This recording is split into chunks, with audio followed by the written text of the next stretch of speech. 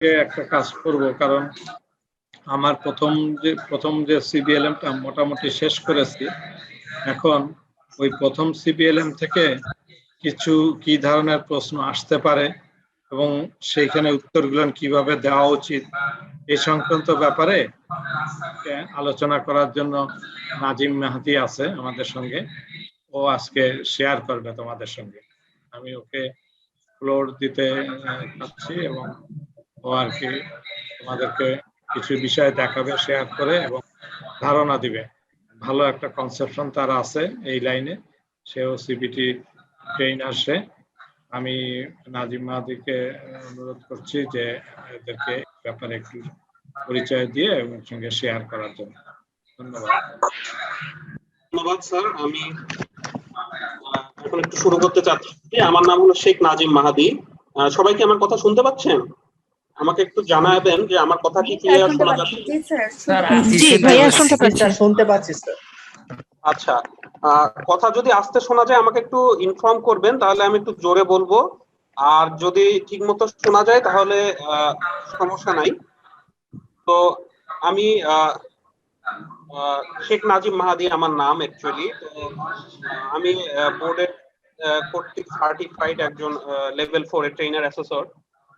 আর এছাড়াও আমি আপনারা যেসব জায়গা থেকে সিবিএলএম কালেক্ট করতেছিলেন, একটা মিরপুরে একটা ইনস্টিটিউট আছে, সেটা হলো Ideal Institute of Science and Technology, IIST. সেখানে আমি আছি। সেখানে আমি এই যে ট্রেনিং ম্যানেজার হিসেবে আছি এবং একই সাথে ইনস্ট্রাক্টর হিসেবেও কাজ করছি। তো আপনারা যেহেতু একটা সিবিএলএম কমপ্লিট করলেন, তো এটার মাধ্যমে আপনারা অনেক জ্ঞান আহরণ করলেন, অনেক কিছু জানতে পারলেন। বাট পরীক্ষায় বসার জন্য আপনাদের আরো একটু অ্যাডভান্স ওয়েতে প্রিপেয়ার হতে হবে যে কিভাবে আপনারা পরীক্ষায় এই প্রশ্নগুলো নিয়ে বা এই প্রশ্নগুলোর উত্তর কিভাবে আপনারা লিখবেন সেই বিষয়ে আপনাদের একটু আগে থেকে ধারণা থাকা লাগবে। তাছাড়া আপনাদের কাছে জিনিসটা একদম নতুন লাগবে। তো আমার প্রথম প্রশ্ন যেটা বলতে চাচ্ছি আপনাদের কাছে, আপনারা কি সবাই সিবিএলএম 1, আমি শুনলাম একজন একটু আপনারা অসুস্থ ছিলেন, উনি বাদে বাকিরা সবাই কি সিবিএলএম এর যে ক্লাসগুলো সবগুলো আমরা করতে পেরেছিলাম, যে সিবিএলএম 1 work effectively in Bangladesh? G sir, করতে পেরেছি স্যার। আচ্ছা, তো আমার এখানে এখন আরেকটা কোশ্চেন আমি করতে চাচ্ছি, সেটা হলো আপনাদের কাছে এই সিবিএলএম গুলোর হার্ড কপি আছে কিনা? জি স্যার, আছে স্যার। আচ্ছা স্যার। হার্ড কপি দুটোই আছে স্যার। প্রিন্টেড কপি সবার কাছে আছে, তাই তো? জি স্যার। জি স্যার। আচ্ছা, যদি কারো কাছে না থাকে তাহলে যত দ্রুত সম্ভব আমাদেরকে বা আমাদের এই কপিটা নিজেদের হাতে রাখতে হবে, কারণ এটা আমাদের খুবই দরকার। আর পরীক্ষার হলে আমরা তো এখানে পরীক্ষা বলবো না, অ্যাসেসমেন্ট বলবো। অ্যাসেসমেন্টে আমাদের এই সিবিএলএম গুলো ইউজ হবে। তো আমরা যে এই যে ফাইনাল অ্যাসেসমেন্টে যখন বসবো, তখন আমাদের অ্যাসেসমেন্টটা হবে 3 ধাপে, যেটা আপনারা সবাই জানেন।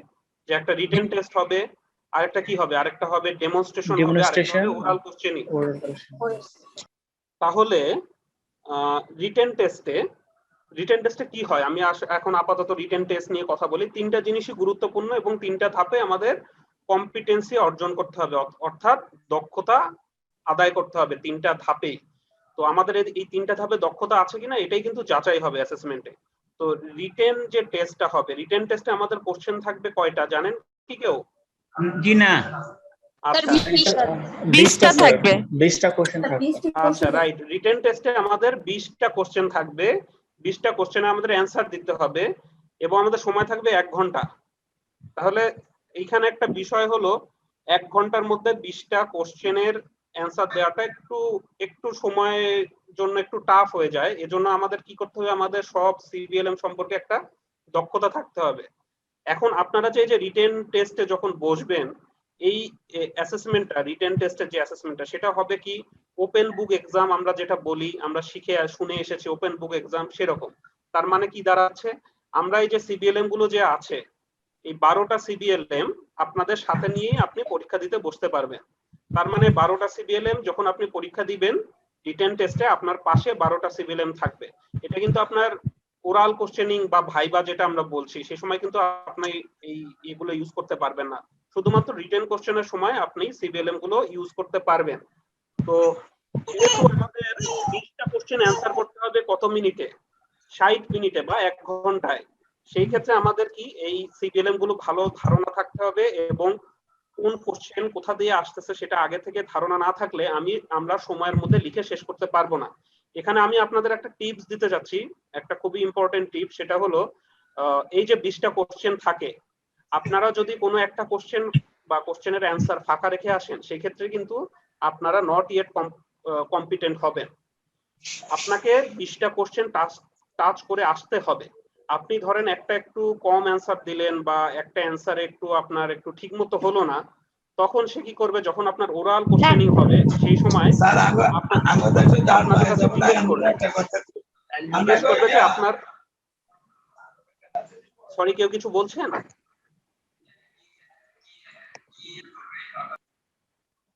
আচ্ছা, যাই হোক, আপনারা যদি কোনো কারণে কোনো কোশ্চেনে ঠিক মতো অ্যান্সার দিতে না পারেন, আপনাকে যখন ওরাল কোশ্চেনিং হবে তখন তারা জিজ্ঞেস করবে, এবং যদি আপনারা ওই সময় সঠিক অ্যান্সারটা দিয়ে দিতে পারেন তাহলে আপনাদের ওই কোশ্চেনকে সঠিক হিসেবে গণ্য করবে।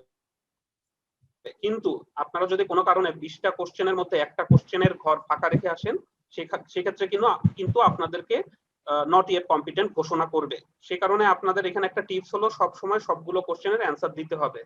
তো আমরা যেটা করি, অনেক সময় দেখা যায় যে একটা কোশ্চেনের অ্যান্সার একটু বড় করে লিখতে গিয়ে কিছু কোশ্চেন ফাঁকা রেখে আসি, তাহলে কিন্তু সেটা হবে না আমাদের, ঠিক আছে?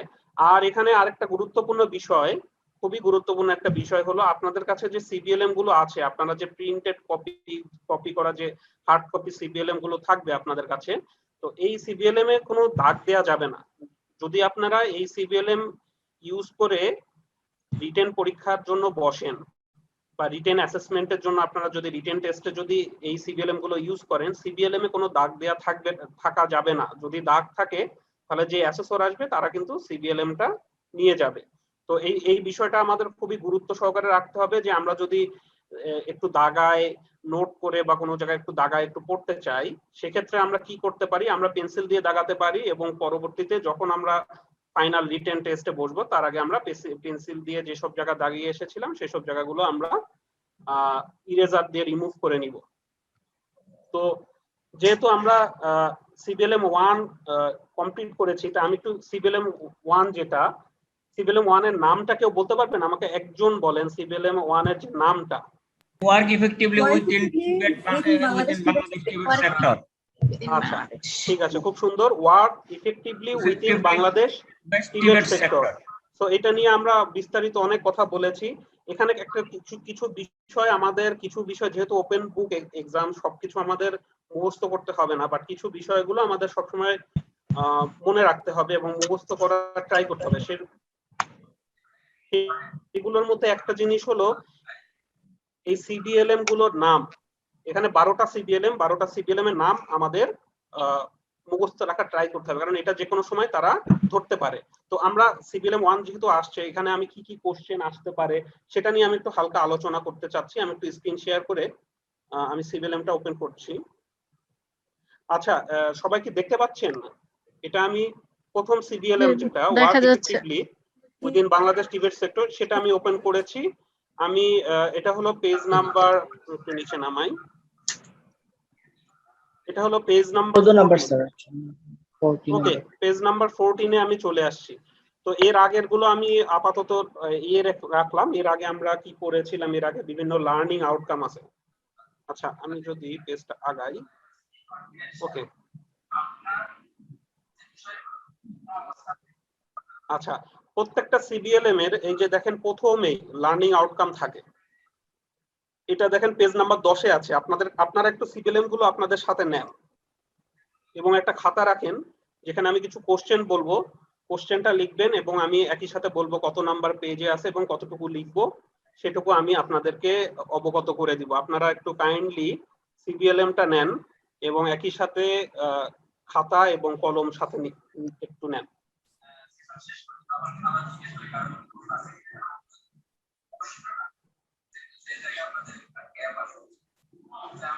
আচ্ছা, প্রত্যেক সিবিএলএম এ এই যে আমরা দেখলাম, প্রত্যেক সিবিএলএম এ প্রথমেই কিন্তু আমরা লার্নিং আউটকাম থাকে। তাহলে আমাদের যদি লার্নিং আউটকাম দরকার হয় আমরা কোথায় যাব? সিবিএলএম এর প্রথম দিকে। তাহলে কোনো কারণে লার্নিং আউটকাম রিলেটেড যদি কোশ্চেন আসে বা কখনো যদি বলে work effectively within Bangladesh Tibet সেক্টরে লার্নিং আউটকাম গুলো কি কি। তো এগুলো সবসময় আপনাদের মুখস্থ থাকবে না, আপনার হয়তো একটা দুটো আপনার মনে থাকবে, হয়তো মুখস্থ থাকবে না। তাহলে আমরা লার্নিং আউটকাম কোথায় পাবো? প্রত্যেক সিবিএলএম এর লার্নিং আউটকাম এই দেখেন সিবিএলএম এর শুরুতে পেজ নাম্বার 10 নাম্বার পেজে এটা থাকে। তো এটা ইম্পর্টেন্ট কোশ্চেন, রিটেন কোশ্চেন আকারে খুব একটা আসে না যে লার্নিং আউটকাম লেখো, তারপরও আমাদের শেখার জন্য লার্নিং আউটকামটা জানা লাগবে, সেজন্য আমি লার্নিং আউটকামের কথাটা বললাম। এরপর আমি একটু পেজ নাম্বার 14 তে চলে আসি, আপনারা একটু কাইন্ডলি আমার সাথে একটু আগাবেন। পেজ নাম্বার 14, পেজ নাম্বার 14 আপনারা কি সবাই ওপেন করেছেন? Page number 14। জি আচ্ছা, পেজ নাম্বার 14 তে আমরা কয়েকটা জিনিস শিখেছি। দেখেন টিভেট, টিভিইটি, টিভেট, এনটিভিকিউএফ, তারপরে আবার কি আছে ভিইটি, ভেট। ঠিক আছে, তো এগুলো আমরা ডিটেইলসে শিখেছি আগে, বাট এখানে আমরা মেইন জিনিসটা খুব ইম্পর্টেন্ট, যে জিনিসটা এখানে আমাদের এই জিনিসটার ফুল ফর্মটা জানতে হবে।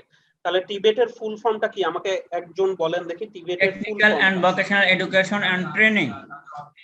আচ্ছা ঠিক আছে, thank you. Technical and vocational education and training, এই কথাটা টিবেট শব্দটা আমরা প্রচুর ইউজ করব, সেই কারণে সব সময় টিবেটের ফুল ফর্মটা জানা থাকতে হবে। এবং এটা অনেক সময় আপনাকে ওরাল কোশ্চেন নিয়ে অনেক সময় আপনাকে জিজ্ঞেস করতে পারে যে টিবেট যে আপনি এত বলছেন, টিবেটের ফুল ফর্মটা কি বলেন তো। যখনই আপনি ফুল ফর্ম বললেন সাথে সাথে কিন্তু আপনার একই সাথে সংজ্ঞাটাও আপনার মাথায় অটোমেটিক চলে আসছে। সো আপাতত এখানে সংজ্ঞাটা ইম্পর্টেন্ট না। একই সাথে এনটিভিকিউএফ, এনটিভিকিউএফ এর full form VET, VET, vocational education and training. National training and vocational qualification framework. Right, NTVQF এর সংজ্ঞাটাও ইম্পর্টেন্ট, কিন্তু সেটা আমি এখান থেকে পড়বো না, আমি আপনাকে দেখাচ্ছি কোথা থেকে আমরা এনটিভিকিউএফ এর সংজ্ঞাটা লিখবেন। ঠিক আছে, তো আমাকে ফুল ফর্মটা আগে সবাই জানতে হবে। টিভিইটি, টিভেট এর ফুল ফর্মটা, এনটিভিকিউএফ এর ফুল ফর্মটা, এরপরে আসতেছে ভিইটি, ভেট এর ফুল ফর্মটা। ঠিক আছে, এরপর কয়েকটা বিষয় নিয়ে কথা হয়েছে। স্কিল, তো স্কিল জিনিসটা দেখেন, স্কিল এখানে অনেক কিছু স্কিল রিলেটেড কিছু কথা বলা রয়েছে। তো আমরা স্কিলের এইভাবে অতটা ইম্পর্টেন্ট না, তবে আমরা ধারণা রাখবো স্কিল বলতে আমরা কি বুঝি। একই সাথে পরের পেজে যদি আসি আমরা নলেজ, ঠিক আছে, স্কিল, নলেজ এবং অ্যাটিটিউড, তিনটা জিনিস নিয়ে কথা হবে। তো নলেজটা কি সেখানে একটা জিনিস জানতে পারি। তো এখানে একটা কোশ্চেন হতে পারে এরকম, দেখেন এই যে নলেজের, এটা আপনার পেজ নাম্বার 15, নলেজ। ঠিক আছে, তাহলে নলেজ বলতে আমরা কি বুঝি? নলেজ বলতে আমরা বুঝি যে আমাদের যে জ্ঞান আহরণ, এটাই কিন্তু নলেজ। আর স্কিলটা কি? স্কিল হলো দক্ষতা। তো নলেজের এখানে একটা কোশ্চেন আসতে পারে, আপনারা যদি দেখতে পাচ্ছেন কিনা প্রথম প্যারার, দেখি আমি একটু, হ্যাঁ ওকে, প্রথম প্যারা লাস্টের দিকে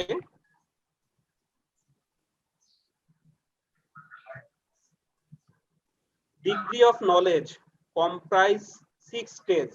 ঠিক আছে, নলেজের 6টা স্টেজ আছে, ডিগ্রি অফ নলেজের 6টা স্টেজ আছে। তো স্টেজ গুলো কি কি? রিমেম্বারিং, এই যে একটা রিমেম্বারিং, তারপরে আসছে কি আন্ডারস্ট্যান্ডিং, তারপর আসছে কি অ্যাপ্লাইং, তারপর আসছে কি অ্যানালাইজিং, তারপর আসছে কি ইভালুয়েটিং, এন্ড লাস্টে আসছে ক্রিয়েটিং। তাহলে এইটা একটা কোশ্চেন হতে পারে, আপনারা লিখে রাখেন যে ডিগ্রি অফ নলেজ, নলেজের stage, how many stage are there in degree of knowledge. কোশ্চেনটা কি সবাই শুনতে পাচ্ছেন? স্যার আরেকবার একটু। আচ্ছা, এটা কোশ্চেনটা এইভাবে লিখেন যে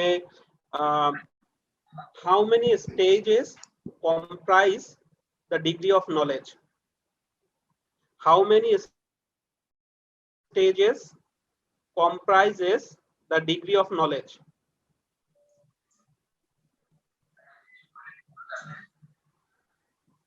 তাহলে এই কোশ্চেনটা বাংলায় যদি হয় যে ডিগ্রি, নলেজের যে ডিগ্রি, সেই ডিগ্রিগুলো কয়টা স্টেজ নিয়ে গঠিত, তাহলে এই স্টেজগুলো হলো এই 6টা।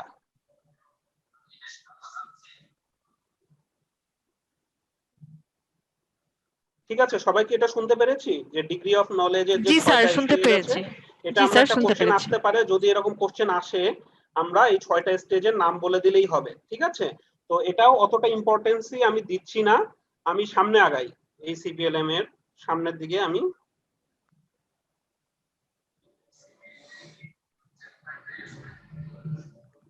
আচ্ছা, সামনের দিকে যাই, অ্যাটিটিউড নিয়ে কথা হয়েছে। এখন এখানে একটা কোশ্চেন আসে, যে কোশ্চেনটা হয়তো আপনারা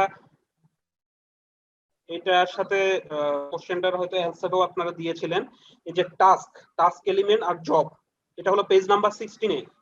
ঠিক আছে, এই কোশ্চেনটা একটা ইম্পর্টেন্ট কোশ্চেন, যে টাস্ক বলতে আমরা কি বুঝি, টাস্ক এলিমেন্ট বলতে কি বুঝি এবং জব বলতে কি বুঝি, এই তিনটা জিনিসের সংজ্ঞা। ঠিক আছে, এটা কি আপনারা পড়েছিলেন না সবাইকে? এটা একটা কোশ্চেন ছিল আপনাদের ইসে, এটা কি করেছিলেন? Relationship of job task and task elements, এটা ওকে, ঠিক পড়েছি। আছে, relationship between job task and task elements.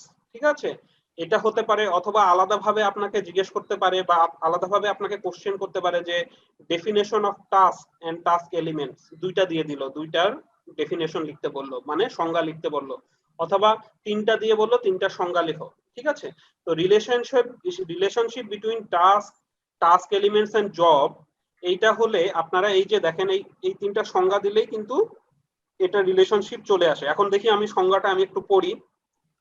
Task বলছে কি, task is explain as the smallest unit of work that can not be logically subdivided and is measurable in terms of its elements। তাহলে বলছে কি, task হলো একটা কাজের সবচেয়ে ছোট ইউনিট, যেটাকে আমি আর ভাঙতে পারবো না। একটা কাজের একটা সবচেয়ে ক্ষুদ্রতম ইউনিট, যেটাকে আমি ভেঙে আর ক্ষুদ্রতর করতে পারবো না, সেটাকে বলতেছে টাস্ক। তাহলে আমি একটা কাজ ধরি, আমি চা বানাবো একটা কাজ। ঠিক আছে, তাহলে চা বানানোর জন্য আমার কি করতে হবে, আমাকে একটা পাত্রে পানি গরম করতে হবে। তাহলে এটা একটা ছোট টাস্ক। তাহলে এই টাস্কটার যদি আরেকটু ভাঙলে আমি কি করব, পাত্রে পানি নিতে হবে, এর থেকে বেশি তো এর নিচে আমি ভাঙতে পারবো না। তাহলে এই যে ক্ষুদ্র অংশ যে জিনিসটাকে ভাঙলাম, এই ক্ষুদ্র জিনিসটাই হবে টাস্ক, এবং এই অনেকগুলো টাস্ক মিলে একসাথে কি করবে, একটা কমপ্লিট ওয়ার্ক হবে। ঠিক আছে, তো এই টাস্কের সংজ্ঞাটা যখন আমরা আসে যে টাস্ক এলিমেন্ট জব, তখন কিন্তু আমরা এই জিনিসটা, এই সংজ্ঞাটা আমরা এখান থেকে দিতে পারি যে a task is explained as the smallest unit of work that cannot be logically subdivided and is measurable in terms of its elements। তারপর আসছে টাস্ক এলিমেন্ট বলছে task element is a smallest step of measurable task। তাহলে বলতেছে এই number of task elements comprise A task, মানে বলতেছে task, অনেকগুলো task element নিয়েই কিন্তু একটা বড় টাস্ক সম্পন্ন হয়। আর জব হলো অনেকগুলো টাস্ক নিয়ে যে জিনিসটা হবে সেটা হবে জব। জবের কম্পোনেন্ট কয়টা, একই সাথে এখানে দেখেন জবের তিনটা কম্পোনেন্ট, এই কথাটা কিন্তু ইম্পর্টেন্ট। ঠিক আছে, আমি তাহলে কোশ্চেন এখানে কি কি আসলো, আমি তাহলে এই তিনটা কোশ্চেন লেখেন। কোশ্চেন এখানে আসছে, টাস্ক এলিমেন্টটা যদি আরেকবার বলতেন, টাস্ক এলিমেন্ট। আচ্ছা, টাস্ক এলিমেন্ট আবার আসছি, তার আগে আমি একটু কোশ্চেনটা বলে আমি আবার ব্যাক করছি। আগে কোশ্চেন তিনটা লিখে রাখেন। এখানে কোশ্চেন আসতেছে প্রথমে কি, টাস্ক এলিমেন্ট এবং জব, এই তিনটা সংজ্ঞা আসতে পারে। তাহলে definition of task element and job, এই কোশ্চেনটা আগে লেখেন।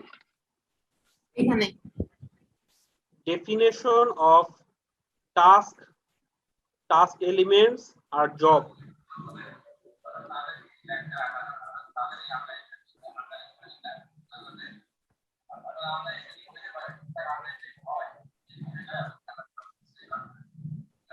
Definition of task elements job, এটা কি লেখা হয়েছে? জি স্যার, লেখা হয়েছে। আচ্ছা, এরপরে লেখেন ওই যে আপনারা যে কোশ্চেনটা বললেন, relationship between task element job.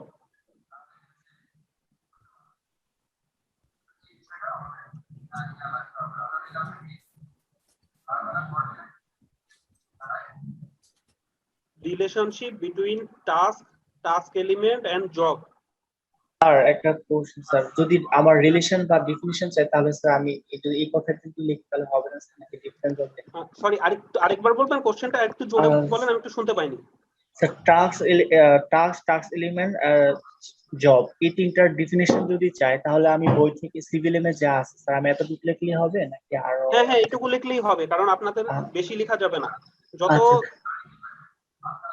এইখানে যা লেখা আছে এটুকু লিখলেই হবে। স্যার আমার কোশ্চেনটা আরেকটা হচ্ছে স্যার, যদি রিলেশন চাই তাহলে কি স্যার আমার এটাই তো হবে নাকি?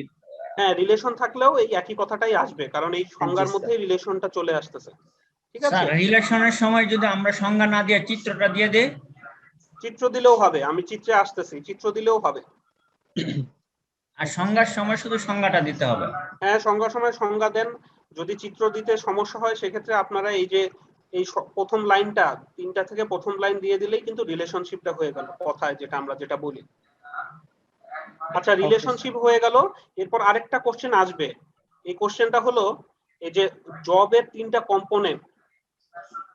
So right down the components of job. ঠিক আছে, right down the components of job.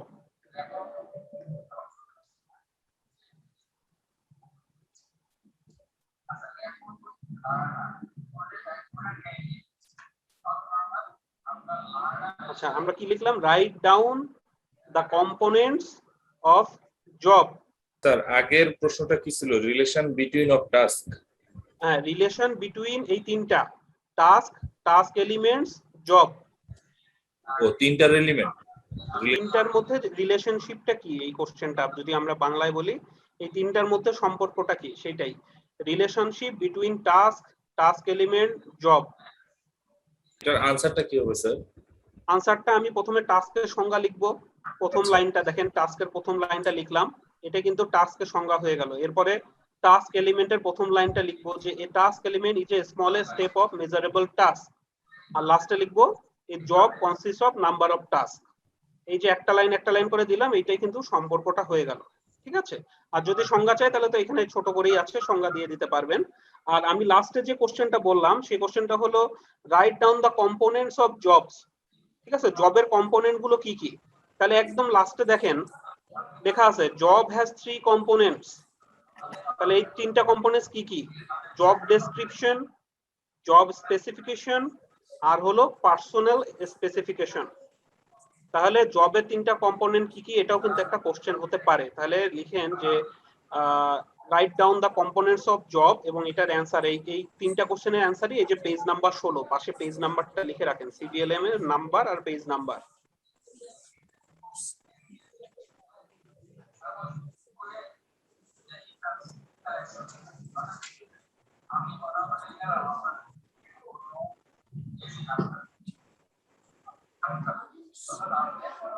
Sir 17 নম্বর পেজে দেওয়া আছে স্যার, কম্পোনেন্টস অফ জবস। এটা পেজ নাম্বার 16। 17 নম্বরে স্যার দেওয়া আছে স্যার, কম্পোনেন্টস অফ জব। সিবিএলএম এর 16 নাম্বার পেজে রয়েছে এই 3টা কোশ্চেনের অ্যান্সার। আপনারা সিবিএলএম এর 16 নাম্বার পেজে পেয়ে যাবেন। এখন একটা কোশ্চেন আসছে স্যার 17 নাম্বার পেজে যে আবার দেওয়া আছে কম্পোনেন্ট অফ জবে হলো job description, job specification, personal specification. ওই 3টা তাহলে জব কম্পোনেন্ট না? হ্যাঁ, ওটা আপনি এখান থেকেও নিতে পারেন। ঠিক আছে, এই যে একই জিনিস দেখেন এই 16 নাম্বার পেজের নিচে আমি কি এটা দেখাতে পেরেছি? একদম 16 নাম্বার পেজে মার্ক করি। জি জি, হ্যাঁ এটা দেখেছি। আবার কম্পোনেন্ট আবার 17 নাম্বার পেজে আছে, তো 3টা একই কথাই লেখা আছে, একই কথাই আছে। ঠিক আছে, আপনারা একই সাথে এই কোশ্চেনের অ্যান্সার লিখে লেখেন, 16 নাম্বার পেজেও আছে, 17 নাম্বার পেজেও আছে। হ্যাঁ হ্যাঁ, আচ্ছা হ্যাঁ ঠিক আছে, পেয়েছি। আচ্ছা, একই কথাই লেখা আছে, একই কথাই লেখা আছে।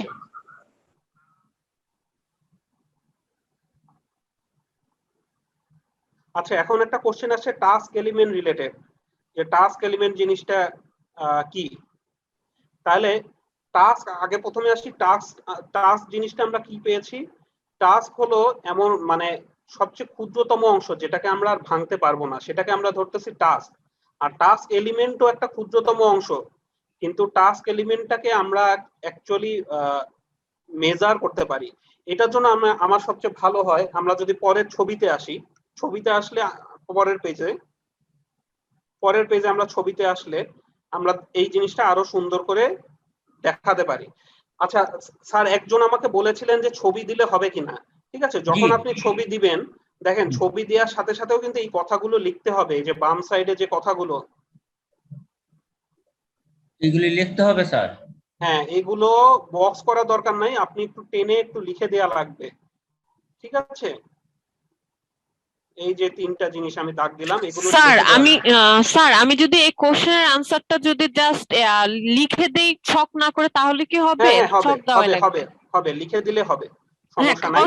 ছক দিলে তো আমার আবার বাম পাশের চিত্রটাও হ্যাঁ, এঁকে হ্যাঁ। দেওয়া লাগতেছে। ছক দিলে আপনাকে কিন্তু বুঝাতে হবে যে জিনিসটা কি, ঠিক আছে? বুঝতে পেরেছি। তাহলে আমরা একটা জিনিস দেখাচ্ছি, এই ছকে যখন আসলাম, এই যে টাস্ক এলিমেন্টের বিষয়টা এখানে চলে আসবে।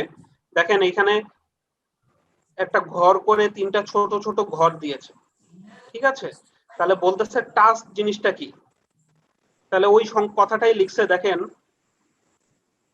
task is explained as the smallest unit of work that cannot be logically subdivided and is measurable in terms of elements, ঠিক আছে? তাহলে এই যে টাস্ক এলিমেন্টস, ঠিক আছে, এই যে ছোট ছোট, এই যে একটা বড় বক্স, 4 কোণা আমরা স্কোয়ার বক্স দেখলাম, এই বক্সের মধ্যে আবার 3টা ছোট ছোট বক্স পাচ্ছি।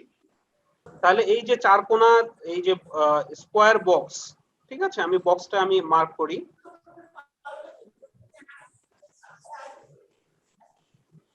এই যে একটা বক্স আমরা পেলাম, এই বক্সটাকে আমরা বলতেছি টাস্ক।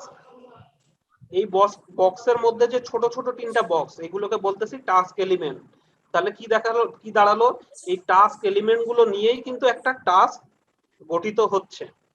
আর এই যে একাধিক টাস্ক নিয়ে আমার কি হচ্ছে, একটা জব হচ্ছে, ঠিক আছে? তাহলে এইগুলো হলো টাস্ক এলিমেন্ট, টাস্ক আর হলো জবের মধ্যে একটা সম্পর্ক।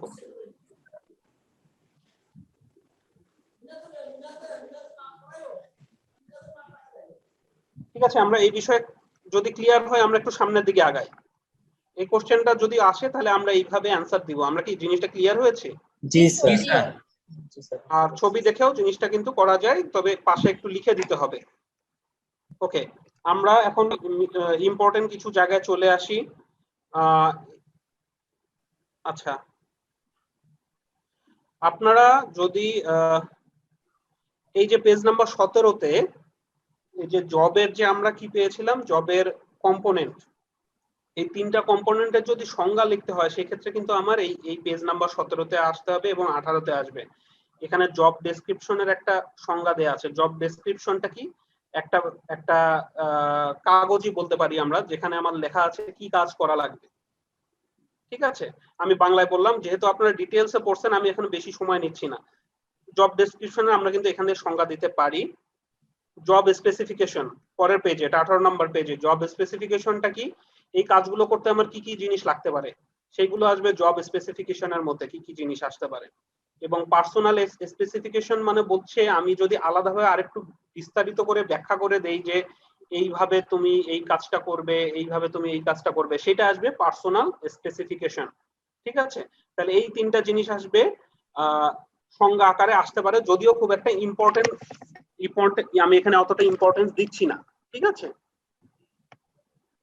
এখানে এখন আমি যে জিনিসটা আসবো এটা খুবই ইম্পর্টেন্ট, এই সংজ্ঞাটা খুবই ইম্পর্টেন্ট এবং প্রচুর আসে। এই যে আরপিএল,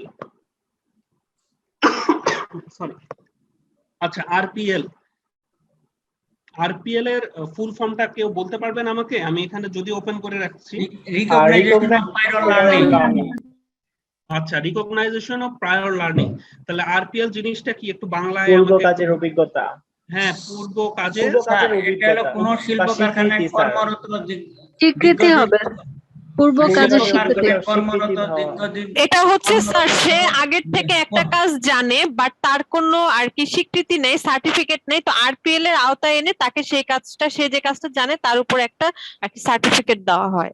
আচ্ছা আচ্ছা, থ্যাংক ইউ। আপনারা সবাই যেটা বলেছেন সঠিক বলেছেন, তারপরে আমি একটু জিনিসটা একটু ক্লিয়ার করি। আরপিএল কথাটা যদি আমি একটু বাংলায় বলি তাহলে কি, পূর্ব কাজ, আপনারা যেটা বলতেছিলেন যে পূর্ব কাজের স্বীকৃতি, অভিজ্ঞতা স্বীকৃতি, একই কথা। আমরা উত্তরটা কি বাংলায় লিখতে পারবো? হ্যাঁ, এইখানে একটা কোশ্চেন আসতেছে, উত্তর কি আমরা বাংলায় লিখতে পারবো কিনা? হ্যাঁ, অবশ্যই আমরা বাংলায় লিখতে পারবো, তবে যারা অ্যাসেসর আসে তারা কিন্তু মানে চায় বেশিরভাগই উত্তরটা ইংলিশে লিখতে, মানে চায় যে ইংলিশে যে সিবিএলএম গুলোতে যেরকম আছে সেরকম লিখতে। বাট দেখা যাচ্ছে আমি ওই একই কথাই আবার আসতেছি আমি, যে 1 ঘন্টায় 20টা কোশ্চেনের অ্যান্সার দেওয়া খুব কঠিন হয়ে পড়ে। সেই ক্ষেত্রে মাঝে মাঝে দেখা যায় যে আমার কিছু কিছু কোশ্চেনে লাস্টের দিকে তাড়াহুড়া লেগে যেতে পারে। তো আমার দেখেন, যদি আপনারাই দেখেন সবাই আরপিএল কথাটার কি মানে কি এটা বাংলায় কিন্তু সুন্দর করে বলতে পারলেন, তাহলে যদি আমার মনে হয় যে আমার লিখতে গিয়ে আমি এখন আর সময় পাচ্ছি না, আমার সিবিএলএম উল্টানোরও সময় নাই, সেক্ষেত্রে কিন্তু আপনি বাংলায় লিখে দিতে পারেন। তবে আমি সাজেস্ট করব যতটুকু সম্ভব আপনারা ইংলিশে লিখতে পারেন, লেখা উচিত যতটুকু সম্ভব। যখন তাড়াহুড়ো লেগে যায় বা ইমার্জেন্সি সিচুয়েশন হয়ে যায় সেক্ষেত্রে বাংলা লিখলেও অসুবিধা নাই। তবে আমরা সবসময় চেষ্টা করব, কারণ যিনি অ্যাসেসর, যিনি এইগুলো খাতা দেখেন, তারা কিন্তু প্রেফার করে যারা ইংলিশে লিখেছে সেই জিনিসগুলো প্রেফার করে। ঠিক আছে, তো আমি আরপিএল কথাটা যেহেতু আসতেছে, আরপিএল নিয়ে আমি আরেকটু আপনাদের আরেকটু ক্লিয়ার কনসেপ্ট দিয়ে দেই আরপিএল বিষয়টা নিয়ে। যে আপনারা সবাই একটা লেভেল কমপ্লিট করেছেন তাই না, যে কোনো একটা স্কিল লেভেল?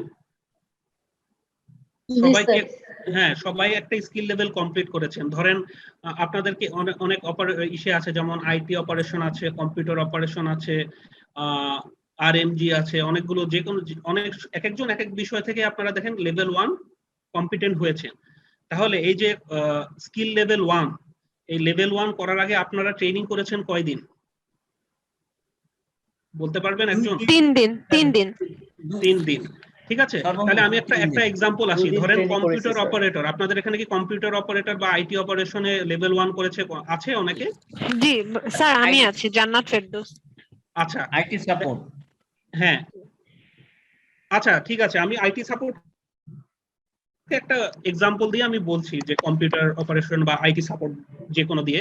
তো যারা করেনি তাদেরকেও আমি মানে আইডিয়া দেই যে আইটি সাপোর্টে কি নিয়ে করা হয়। ধরেন একটা জিনিস টাইপ করতে দেওয়া হয়, বা একটা ইংলিশে লেখা টাইপ করতে দেওয়া হয়, অথবা একটা প্রেজেন্টেশন তৈরি করতে দেওয়া হয়, এগুলোই কিন্তু কাজ থাকে লেভেল 1 এর। ঠিক আছে, তাহলে এই যে আপনারা বললেন যে আপনারা 3 দিন ট্রেনিং করেছেন, তাহলে কি আপনারা কি 3 দিনেই কি এই কাজগুলো শিখতে পেরেছেন? না স্যার, আমাদের আগের থেকে কিছু জানা ছিল। এটাই আর হলো 3 দিন হচ্ছে আমরা প্র্যাকটিস করেছি সেই জিনিসগুলো।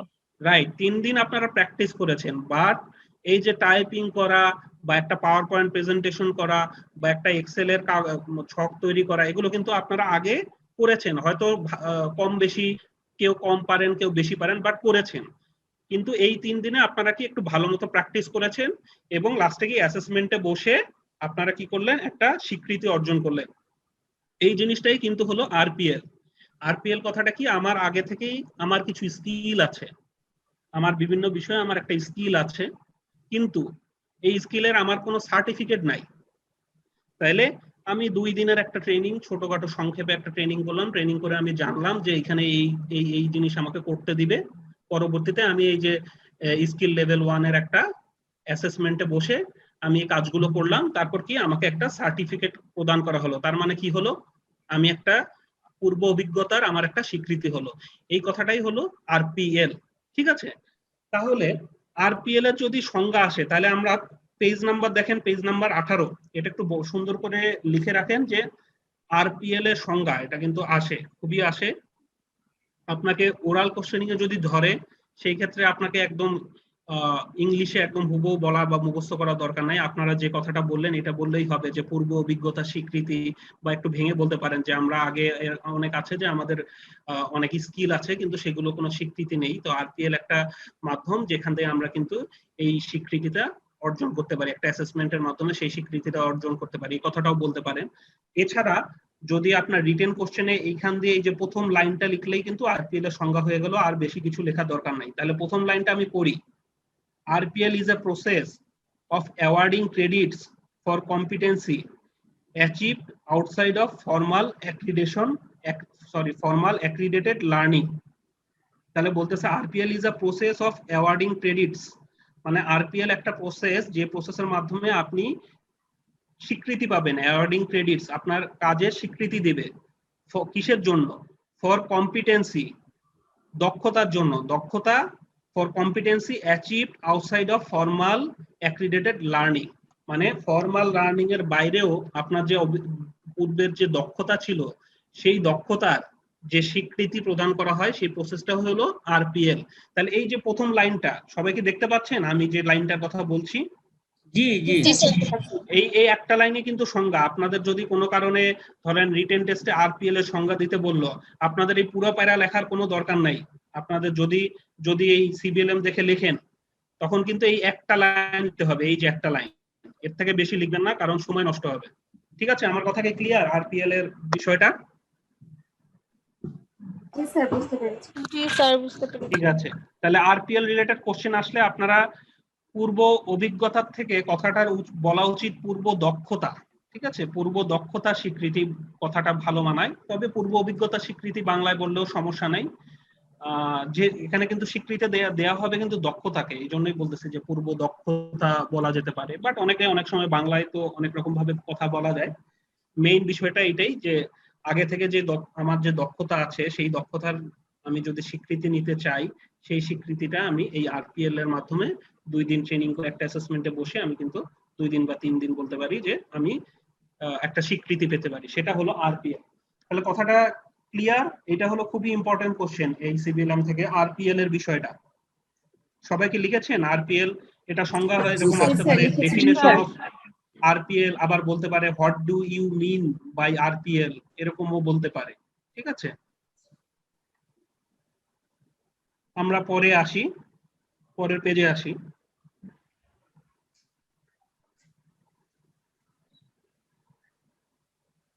আচ্ছা, পরের পেজে এখানে আসছে এখন খুবই ইম্পর্টেন্ট জিনিস, কম্পিটেন্সি। ঠিক আছে, কম্পিটেন্সি মানে কি? কম্পিটেন্সি মানে দক্ষতা। তাহলে কম্পিটেন্সির সংজ্ঞা কিন্তু আসে, এটা কিন্তু বেশ ইম্পর্টেন্ট, এবং কম্পিটেন্সি রিলেটেড আরো কিছু কোশ্চেন আসে যেটা এই সিবিএলএম এ আমরা পাবো না, হয়তো আপনারা পড়েছেনও, বাট এটা হলো মোস্ট প্রবাবলি 11 নম্বর সিবিএলএম এও কম্পিটেন্সি নিয়ে অনেক কথা বলা আছে, ওখান থেকেও আমরা লিখতে পারি। ঠিক আছে, তাহলে কম্পিটেন্সির বিষয়টা প্রথমে আসি যে কম্পিটেন্সি কথাটা কি। কম্পিটেন্সি যখনই আসে আপনাদের বলা হয়েছে, কম্পিটেন্সি আসলে আপনাদের মাথায় কি আসবে? একটা ওয়ার্ড আসবে, এই ওয়ার্ডটা কি? Knowledge skill, right, knowledge skill attitude. যদি আপনারা আস্ক বলেন তাহলে আস্কে এ তে কি আসবে? অ্যাটিটিউড, এস তে কি আসবে? স্কিল, আর কে তে কি আসবে? নলেজ। আর আপনারা যদি কে এস এ ধরেন তাহলে নলেজ স্কিল অ্যাটিটিউড, এইভাবে। সো উল্টাও ধরতে পারেন অথবা আস্ক হিসেবেও মনে রাখতে পারেন। তাহলে কম্পিটেন্সি কি? সবার আগেই এই 3টা ওয়ার্ড আসবে যে কম্পিটেন্সি কি। কম্পিটেন্সি হলো নলেজ স্কিল অ্যাটিটিউড বা আস্ক, এই জিনিসটা কম্পিটেন্সির আসবে, এবং কম্পিটেন্সির সংজ্ঞাটা কোথা দিয়ে আসবে। ঠিক আছে, তো কম্পিটেন্সির সংজ্ঞাটা এই যে পেজ নাম্বার 19, এখানে একটা সংজ্ঞা আছে, এটা আপনি দিতে পারেন। ঠিক আছে, এই সংজ্ঞাটার থেকে আমার অন্য একটা জায়গায় সংজ্ঞাটা আছে, ওই সংজ্ঞাটা বেশি পছন্দ। তো আগে এই সংজ্ঞাটা আগে দেখি, এই সংজ্ঞাটা কি কি বলেছে? Competency is the capability to apply or use set of related knowledge skill and ability required to successfully perform critical work function or task in a defined work setting. তো আপনারা এই সংজ্ঞাটা দিতে পারেন। স্যার আমাদেরকে স্যার একটা ছোট সংজ্ঞা শিখিয়েছিল, competency refer to knowledge skills and attitude of performing the job. Right, এই সংজ্ঞাটা দিলেও হবে। ঠিক আছে, এই সংজ্ঞাটা দিলেও হবে। এছাড়াও আমি একটা দেখাচ্ছি, আপনারা কম্পিটেন্সির এই সংজ্ঞাটা, আপনারা যে সংজ্ঞাটা লিখে দিয়েছেন এটা খুবই সুন্দর সংজ্ঞা হয়েছে, এই সংজ্ঞাটা লিখে দিলে সবচেয়ে better. Competency refer to knowledge skill and attitude of performing the job. হ্যাঁ, পারফর্মিং জব, এই কথাটাই আবার হ্যাঁ বলেন। Competency refer to the knowledge skills and attitude of performing the job. Right right, এই সংজ্ঞাটা, তাহলে আপনারা এই সংজ্ঞাটা আমি একটু পার্সোনালি বলবো যে এই সংজ্ঞাটা আপনারা মুখস্থ রাখবেন, কারণ এই কথাটা প্রচুর আসবে। স্যার আরেকবার একটু বললে ভালো হয়। Competency refers to the knowledge skills and attitude of refers to competency refers to knowledge skill and attitude of performing the job. Chat বক্সে লিখে দিলে ভালো হয়, আমি লিখে দিচ্ছি। আচ্ছা, এই ধরনের একটা সুন্দর সংজ্ঞা আছে, আমি আপনাদের দেখাচ্ছি। ঠিক আছে, তো এইটা হলো কম্পিটেন্সি। কোশ্চেনটা আসে যে কম্পিটেন্সি সংজ্ঞা। ঠিক আছে, ডেফিনেশন অফ কম্পিটেন্সি, এই কথাটা আপনারা লিখে রাখেন, ডেফিনেশন অফ কম্পিটেন্সি, বা বাংলায় লিখে রাখেন কম্পিটেন্সি সংজ্ঞা। তো এইটার সুন্দর একটা সংজ্ঞা, এই যে স্যার বললেন এভাবেও আপনি লিখতে পারেন, এবং এই সংজ্ঞাটাই আছে। এটা পেজ নাম্বার সরি, আপনারা কি সব সিবিএলএম প্রিন্ট আউট করা হয়েছে সবার? সবগুলো সিবিএলএম? জি স্যার। আচ্ছা আচ্ছা, এইটা আছে কম্পিটেন্সি সংজ্ঞাটা আছে 11 নম্বর সিবিএলএম। 11 নম্বর সিবিএলএম টার নামটা হলো develop competency base assessment tools. Develop competency base assessment tools. এটার একদম প্রথমে আমি এখানে স্ক্রিন শেয়ারে দেখাচ্ছি, একটু স্ক্রিন শেয়ারে দেখাচ্ছি, এটা 13 নাম্বার পেজে আছে। আপনারা লিখে রাখেন সিবিএলএম 11 পেজ নাম্বার 13, এখানেও কম্পিটেন্সি সংজ্ঞাটা আছে ছোট করে। আপনারা সবাই লিখেছেন যে ডেফিনেশন অফ কম্পিটেন্সি বা কম্পিটেন্সি সংজ্ঞা, এটার পাশে লিখে রাখেন যে সিবিএলএম 11 পেজ নাম্বার 13।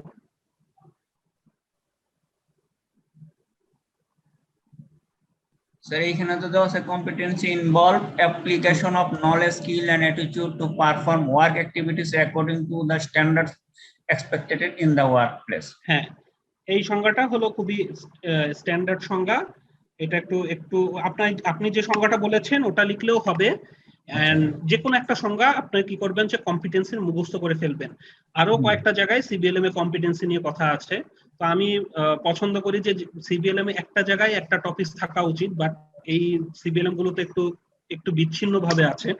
তো কম্পিটেন্সির এইখান দিয়েও আপনারা সংজ্ঞাটা লিখতে পারেন, বা আপনি যেটা বললেন ওই কথাটাও এখানে ওই যে রেফার্স টুর জায়গা বলেছে ইনভলভস, ঠিক আছে, competency involves application of knowledge skill attitude to perform work activity according to standard expected in workplace.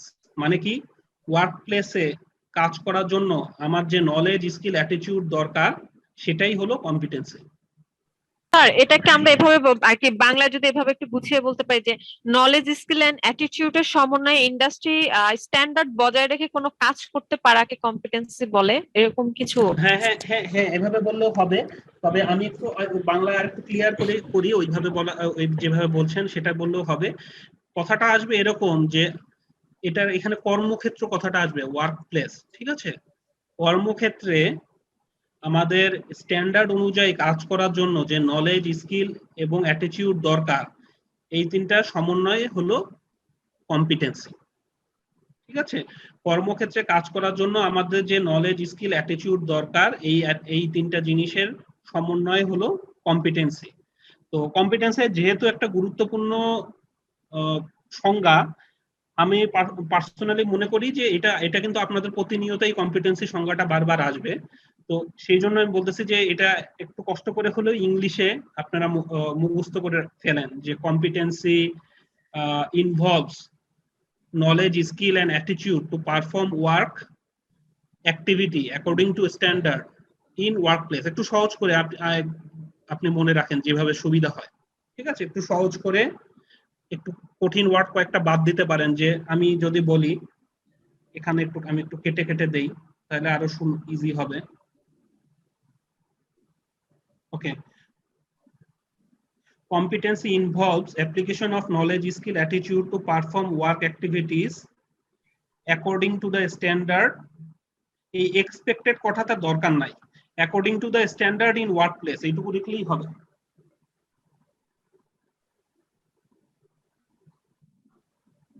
ঠিক আছে, আমরা competency sir according to the standard, হ্যাঁ অ্যাকর্ডিং স্যার টু দ্য, এটা তো এক নাম্বার সিবিএলএম না তাই না, অন্য একটা সিবিএলএম। এটা হলো 11 নাম্বার, আপনি লিখে রাখেন 11 নাম্বার, 11 নাম্বার সিবিএলএম এর পেজ নাম্বার 13 এ আছে। আপনারা যখন সিবিএলএম টা ওপেন করবেন আপনারা দেখতে পাবেন, ঠিক আছে। স্যার আমরা activities according to the standard in the workplace অ্যাকসেপ্টেডটা বাদ দিয়ে দেব। বাদ দিতে পারেন, আর না দিলেও সমস্যা নাই। স্ট্যান্ডার্ড স্যার আপনি তো একটা সংজ্ঞা মুখস্থ করে ফেলেছেন, আপনি যদি ওইটা কন্টিনিউ করেন ওটাই বেটার, কারণ একটা সংজ্ঞা রাখেন, কারণ এই সংজ্ঞাটা খুব important. Competency refer to the knowledge skills attitude of the performing the job. Sir যেটা শিখেছিল ক্লাসে, হ্যাঁ ঠিক আছে, ওটা হলেও হবে, যে কোনো একটা সংজ্ঞা, বাট কম্পিটেন্সির সংজ্ঞাটা মুখস্থ রাখেন। এই কারণে বলতেছি কারণ এই সংজ্ঞাটা আপনাদের ভাইভাতে জিজ্ঞেস করতে পারে, আপনার রিটেন কোশ্চেনে আসতে পারে, ঠিক আছে। এই সিবিএলএম এ কম্পিটেন্সির আরো কিছু কোশ্চেন আছে, সেটা যেহেতু এখনো পড়ানো হয়নি এটা নিয়ে আমি কথা বলতেছি না। এই যে যেমন নিচে দেখেন আছে কি features of competency, dimension of competency, এগুলো আমরা লিখবো এই সিবিএলএম দেখে। সেই জন্য আমি এই সিবিএলএমটা আবার ফিরে যাচ্ছি।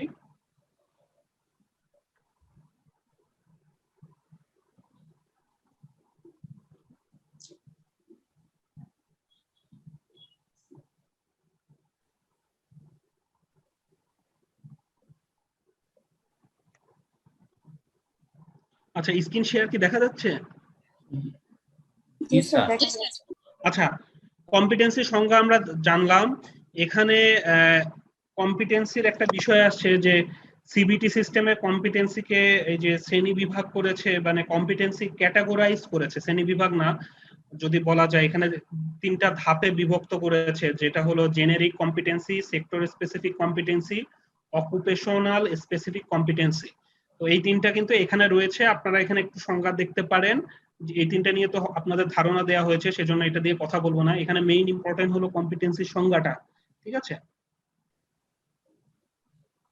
এরপরে একটু নিচে আসি।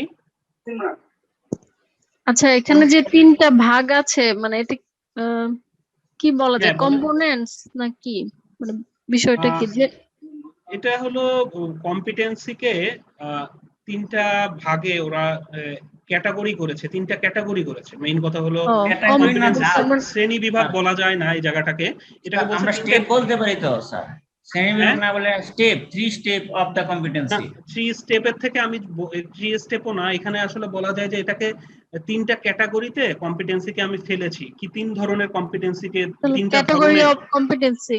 হ্যাঁ, সো এটা ইম্পর্টেন্ট কোশ্চেন না, এইজন্য আমি বলতে এই কোশ্চেনটা বলি নাই যে আপনি এর থেকে আপনার এখানে জানার জিনিস হলো জেনারিক কম্পিটেন্সি বলতে কি বুঝে, এটা আমাকে একটু বাংলায় জানতে হবে, এটা আমার ইংলিশে সংজ্ঞা মুখস্থ করা দরকার নাই। সেক্টর স্পেসিফিক কম্পিটেন্সি বলতে কি বুঝি, অকুপেশনাল স্পেসিফিক কম্পিটেন্সি বলতে কি বুঝি, এই বিষয় নিয়ে যেহেতু আলোচনা হয়েছে, আলোচনা কি হয়েছে না এই বিষয়টা নিয়ে? জি স্যার। এই জন্য আমি এখানে সময় নষ্ট করছি না, সামনে আমাদের আরো কিছু বেশ ইম্পর্টেন্ট জিনিস আছে, সেই দিকে আমি যাচ্ছি, ঠিক আছে? তো এইটা আলাদাভাবে এটা কোনো কোশ্চেন হবে না, বাট আমাকে জানতে হবে যে জেনেরিক কম্পিটেন্সি বলতে আমরা কি বুঝি, সেক্টর স্পেসিফিক কম্পিটেন্সি বলতে কি বুঝি, অকুপেশনাল স্পেসিফিক কম্পিটেন্সি বলতে কি বুঝি, ঠিক আছে? এরপরে আসে সিবিটি এন্ড সিবিএ। সিবিটি কি? Competency based training. সিবিএ কি? Competency based assessment. তাহলে কম্পিটেন্সি বেসড ট্রেনিং কি? যে ট্রেনিং এ কম্পিটেন্সি বিষয়টাকে গুরুত্ব দেওয়া হচ্ছে এবং যেটা লার্নার সেন্টার অ্যাপ্রোচ, সেটাই হলো কম্পিটেন্সি বেসড ট্রেনিং। তাহলে এই যে প্রথম লাইনটা আমরা সংজ্ঞা হিসেবে ইউজ করতে পারি, ঠিক আছে? Competency based training, CBT is a flexible learner center approach of training based on skill /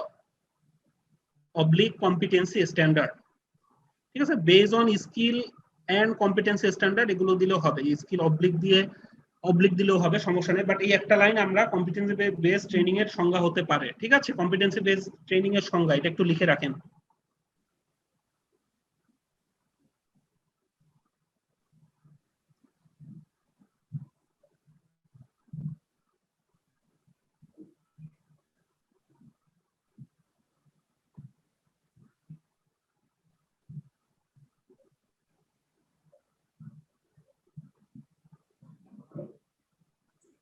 আচ্ছা, এরপরে আসে competency base assessment. Competency base অ্যাসেসমেন্টের সংজ্ঞাটা, এটাও কিন্তু এই যে first line, competency base assessment is a process where a certified assessor works with a trainee to collect evidence of competence using the benchmark provided by unit standard that comprise national qualification of a specific occupation। তো এত বড় দরকার নাই, লাস্টের দিকে আমরা বলতে পারি। আবার যদি বলি সংজ্ঞাটা, যে competency based assessment is a process where a certified assessor works with a trainee to collect evidence of competence using benchmark provided by, এই জায়গা provided by CS বা competency standard, এটুকু বললেও হবে, ঠিক আছে? যদি আমরা বাংলায় জিনিসটাকে আমরা বলতে পারবো কম্পিটেন্সি বেসড অ্যাসেসমেন্ট বিষয়টাকে কি বোঝাচ্ছে?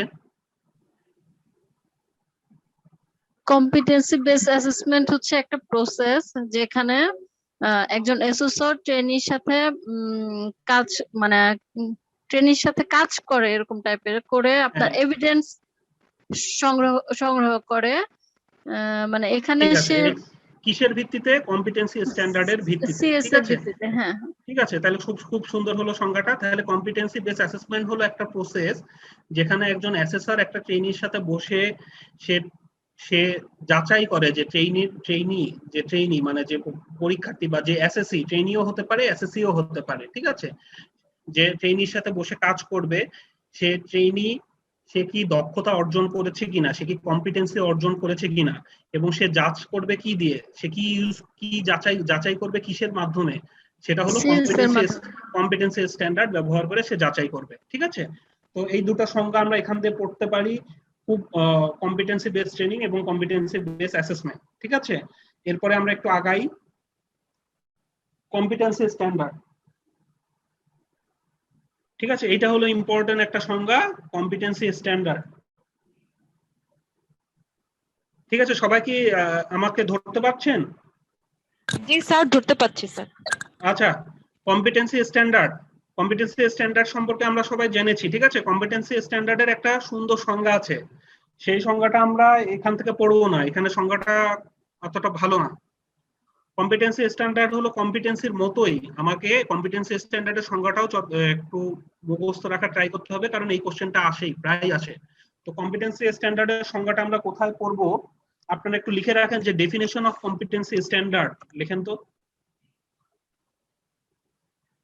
Definition of competency standard.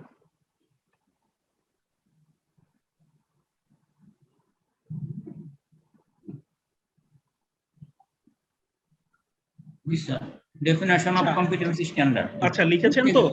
এবার এই কম্পিটেন্সি স্ট্যান্ডার্ড পর্যন্ত লিখেছেন, এর পাশে একটা অবলিক দেন, অবলিক দিয়ে লেখেন সিএস। জি স্যার, লিখছি সিএস। ঠিক আছে, সিএস, আবার অবলিক দেন। জি স্যার, লিখছি। অবলিক দিয়ে লিখবেন industry competency standard.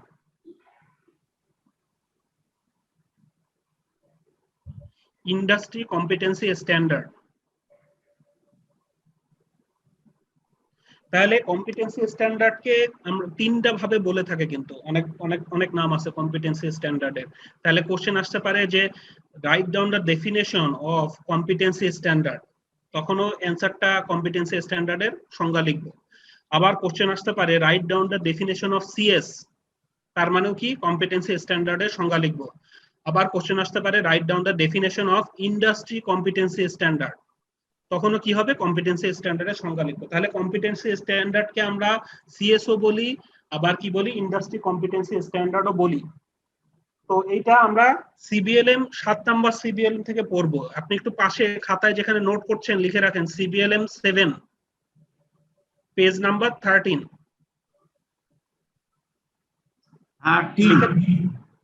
13 page number 13 বা 13,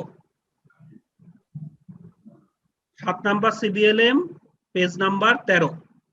লিখেছেন সবাই? জি স্যার। আমি তাহলে 7 নাম্বার সিবিএলএম এ যাই। সবাই কি লিখেছেন? জি স্যার, লিখেছি স্যার। আচ্ছা, এই 7 নাম্বার সিবিএলএম এ এই যে আমি গেছি, এটা পেজ নাম্বার 13, একদম প্রথমেই আছে। ঠিক আছে, কম্পিটেন্সি স্ট্যান্ডার্ড। তো এই সংজ্ঞাটা দেখেন, আমি একটু পড়ি।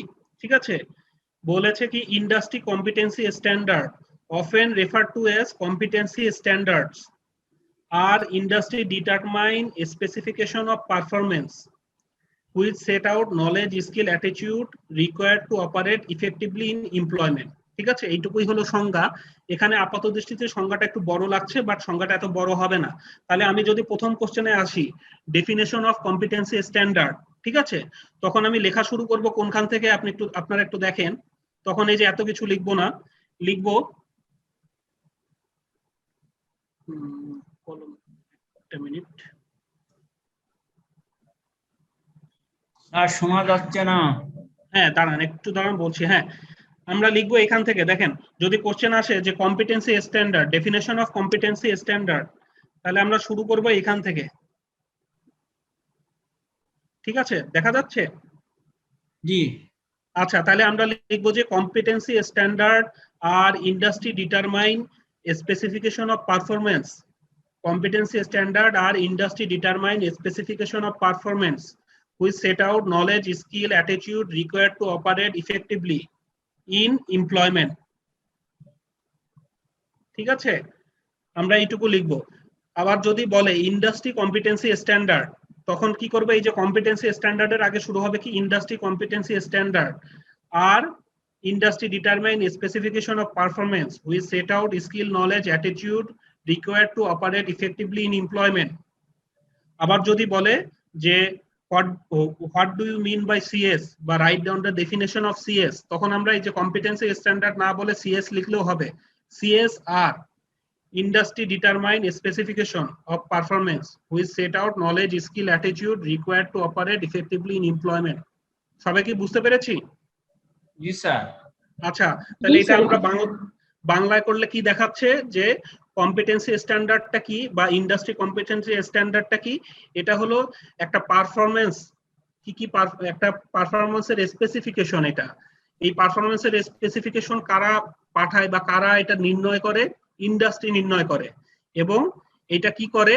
এই পারফরম্যান্স দ্বারা আমরা বুঝতে পারি, এই যে স্পেসিফিকেশন অফ পারফরম্যান্স দ্বারা আমরা বুঝতে পারি আমরা যেখানে কাজ করব, আমার কর্মক্ষেত্র যেখানে আমি কাজ করব, সেখানে আমার যে কাজটা আমি করতেছি সেই কাজটা করার জন্য আমার কি নলেজ, কি স্কিল আর কি অ্যাটিটিউড দরকার সেটা আমাকে নির্ণয় করতেছে, এবং সেটা আমি জানতে পারছি কোথা থেকে? কম্পিটেন্সি স্ট্যান্ডার্ড বা সিএস থেকে। ঠিক আছে, তাহলে সিএসটা কি? Industry determine specification of performance. তো সবসময় মনে রাখতে হবে যে এই জিনিসটা কি? ইন্ডাস্ট্রি থেকে আসে। কম্পিটেন্সি স্ট্যান্ডার্ডটা কোথা থেকে আসে? ইন্ডাস্ট্রি থেকে আসে। আমরা তাহলে কম্পিটেন্সি স্ট্যান্ডার্ডের সংজ্ঞা পেয়েছি? সবাই কম্পিটেন্সি স্ট্যান্ডার্ডের সংজ্ঞা পেয়েছি। এরপরে আমরা যেটা আসব এটা হবে কারিকুলাম। আচ্ছা, কারিকুলাম। আচ্ছা, কম্পিটেন্সি স্ট্যান্ডার্ডে আমরা এই যে আবার ব্যাক করলাম হলো প্রথম সিবিএলএম এ। কম্পিটেন্সি স্ট্যান্ডার্ডের পর যেটা আছে কারিকুলাম। তো কারিকুলামের সংজ্ঞাটাও এখান থেকে না পড়ে কম্পিটেন্সি বেস কারিকুলাম বা কারিকুলাম এই সংজ্ঞাটা এখান থেকে আপনারা পড়তে পারেন যে CBC is a plan or a specification incorporating a series of intended learning outcome and associated learning experience. So এইখানে সংজ্ঞাটা একটু কি বলবো, একটু বাজে ভাবে লেখা হয়েছে। তো এই সংজ্ঞাটাও আমরা ওই একই জায়গায় পাবো। তাহলে কারিকুলামের সংজ্ঞাটা আমরা কই পাবো? আগের মতো 7 নাম্বার সিবিএলএম এ আমরা পেজ নাম্বার 13 তে পাবো। ঠিক আছে, আবার যাই আমরা 7 নাম্বার সিবিএলএম এ যাই, পেজ নাম্বার 13 নিচে।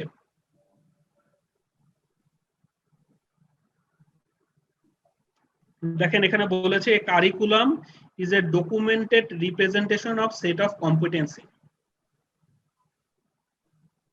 ঠিক আছে, এতটুকু দিলে হবে স্যার? কম্পিটেন্সি কোনটুকু দিলে হবে? হ্যাঁ, এতটুকু দিলেই হবে। A curriculum is a documented representation of set of competency. Set of competency.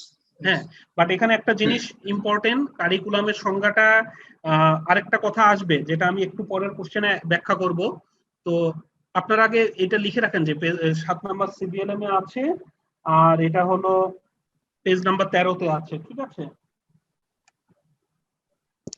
Sir, একটু নেটে প্রবলেম ছিল, মিস হয়ে গেছে। মানে কারিকুলাম কোন পর্যন্ত লিখতে হবে? আচ্ছা, এই যে আপনারা এই আমি আবার দেখাচ্ছি, এই যে 7 নাম্বার সিবিএলএম এর পেজ নাম্বার 13 তে আছে এই কারিকুলাম এই পর্যন্ত এসেছি, কিন্তু কোন পর্যন্ত লিখতে হবে? Curriculum is a documented representation of set of competency. ও, প্রথম লাইন। আচ্ছা, ঠিক আছে। ঠিক আছে, এটা লিখলে হবে। বাট আরো সুন্দর একটা আরো সুন্দরভাবে একটা কথা আছে, সেই কথাটা আমি অ্যাড করছি। আমাকে একটু দিতে হবে, আমি ওই কোশ্চেনটা আসার আগে, ওইটা খুবই ইম্পর্টেন্ট কোশ্চেন, সেই কোশ্চেনটা আমি আসতেছি। তার আগে আমি প্রথম সিবিএলএম এ ব্যাক করি। তো আমাদের এখানে কম্পিটেন্সি স্ট্যান্ডার্ড হলো, কারিকুলাম হলো। এরপরে দেখেন একটা সেলফ চেক আছে। এই সেলফ চেকে সিবিএলএম, এটা পরের পেজে, এই 1 নাম্বার সিবিএলএম এর 21 নাম্বার পেজে 21 পেজে হ্যাঁ সেলফ চেক আছে। তো সেলফ চেকে বেশ কিছু কোশ্চেন আছে। ঠিক আছে, বেশ কিছু কোশ্চেন আছে এবং পরের পেজে যান, এটা 24 নাম্বার পেজে আসছেন, দেখবেন যে ওগুলোর একটা অ্যানসারও দেয়া আছে। ঠিক আছে, এরকম সব সিবিএলএম এর সেলফ চেক আছে এক একটা ইনফরমেশন শিটের পর, এবং অ্যানসার আছে। আপনারা কোনো কারণে না পেলে এখানেও দেখবেন যে অ্যানসার গুলো দেওয়া আছে। ঠিক আছে, অ্যানসার গুলো দেওয়া আছে। এই কোশ্চেন গুলো দেখেন যে এই কোশ্চেন গুলো আমরা মোটামুটি পড়া হয়ে গেছে। এখানে লাস্টে একটা কোশ্চেন আছে, 8 number question, distinguish between CS and CBC. CS মানে কি? কম্পিটেন্সি স্ট্যান্ডার্ড, আর সিবিসি কি? Competency base curriculum. তাহলে এই কোশ্চেনটা কি বলছে? ডিস্টিংগুইশ মানে বলতেছে যে পৃথকীকরণ করো, এটা বলছে ডিস্টিংগুইশ মানে আমাকে সোজা বাংলায় কম্পিটেন্সি স্ট্যান্ডার্ড আর কারিকুলামের মধ্যে পার্থক্যটা কি, এই জিনিসটা আমাকে জানতে হবে, এবং এটা খুবই ইম্পর্টেন্ট কোশ্চেন। ঠিক আছে, তাহলে আপনারা এটা একটু কোশ্চেনটা লিখে রাখেন। যে distinguish between CS and CBC. CBC না বলে এখানে কিন্তু শুধু কম্পিটেন্সি, এখানে শুধু কারিকুলাম বলতে পারে। সিবিসি বলতে বোঝাচ্ছে কম্পিটেন্সি বেস কারিকুলাম, এখানে শুধু কারিকুলাম বলতে পারে। ঠিক আছে, তাহলে কোশ্চেনটা কি distinguish between CS and CBC. CS না হয়ে বলতে পারে যে কম্পিটেন্সি স্ট্যান্ডার্ড, সিবিসি না হয়ে বলতে পারে যে কারিকুলাম। আপনারা এই ডিস্টিংগুইশ এই কথাটা লিখেছেন? জি স্যার, লিখে কম্পিটেন্সি স্ট্যান্ডার্ড বা কারিকুলাম। হ্যাঁ, তাহলে বাংলায় হলো, বাংলাটাকে বোঝেন, বাংলা হচ্ছে কম্পিটেন্সি স্ট্যান্ডার্ড আর কারিকুলামের মধ্যে পার্থক্য। তাহলে এই কোশ্চেনটা আরেকটা ভাবে আসতে পারে। কোশ্চেনটা লেখেন যে difference between competency standard and curriculum.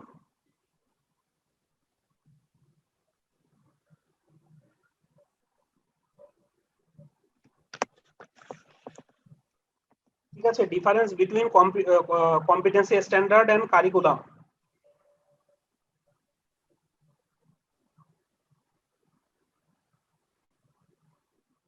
আরো একটা ভাবে আসতে পারে, এই যে আমি কোশ্চেনটা দেখাচ্ছি, how does a curriculum document differ from competency standard.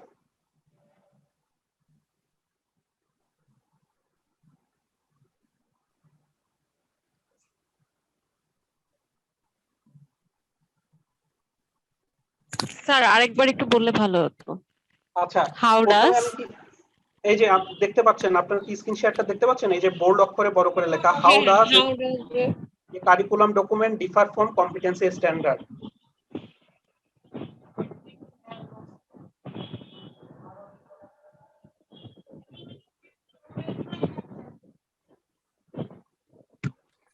Sir আনসারটা একই রকম হবে?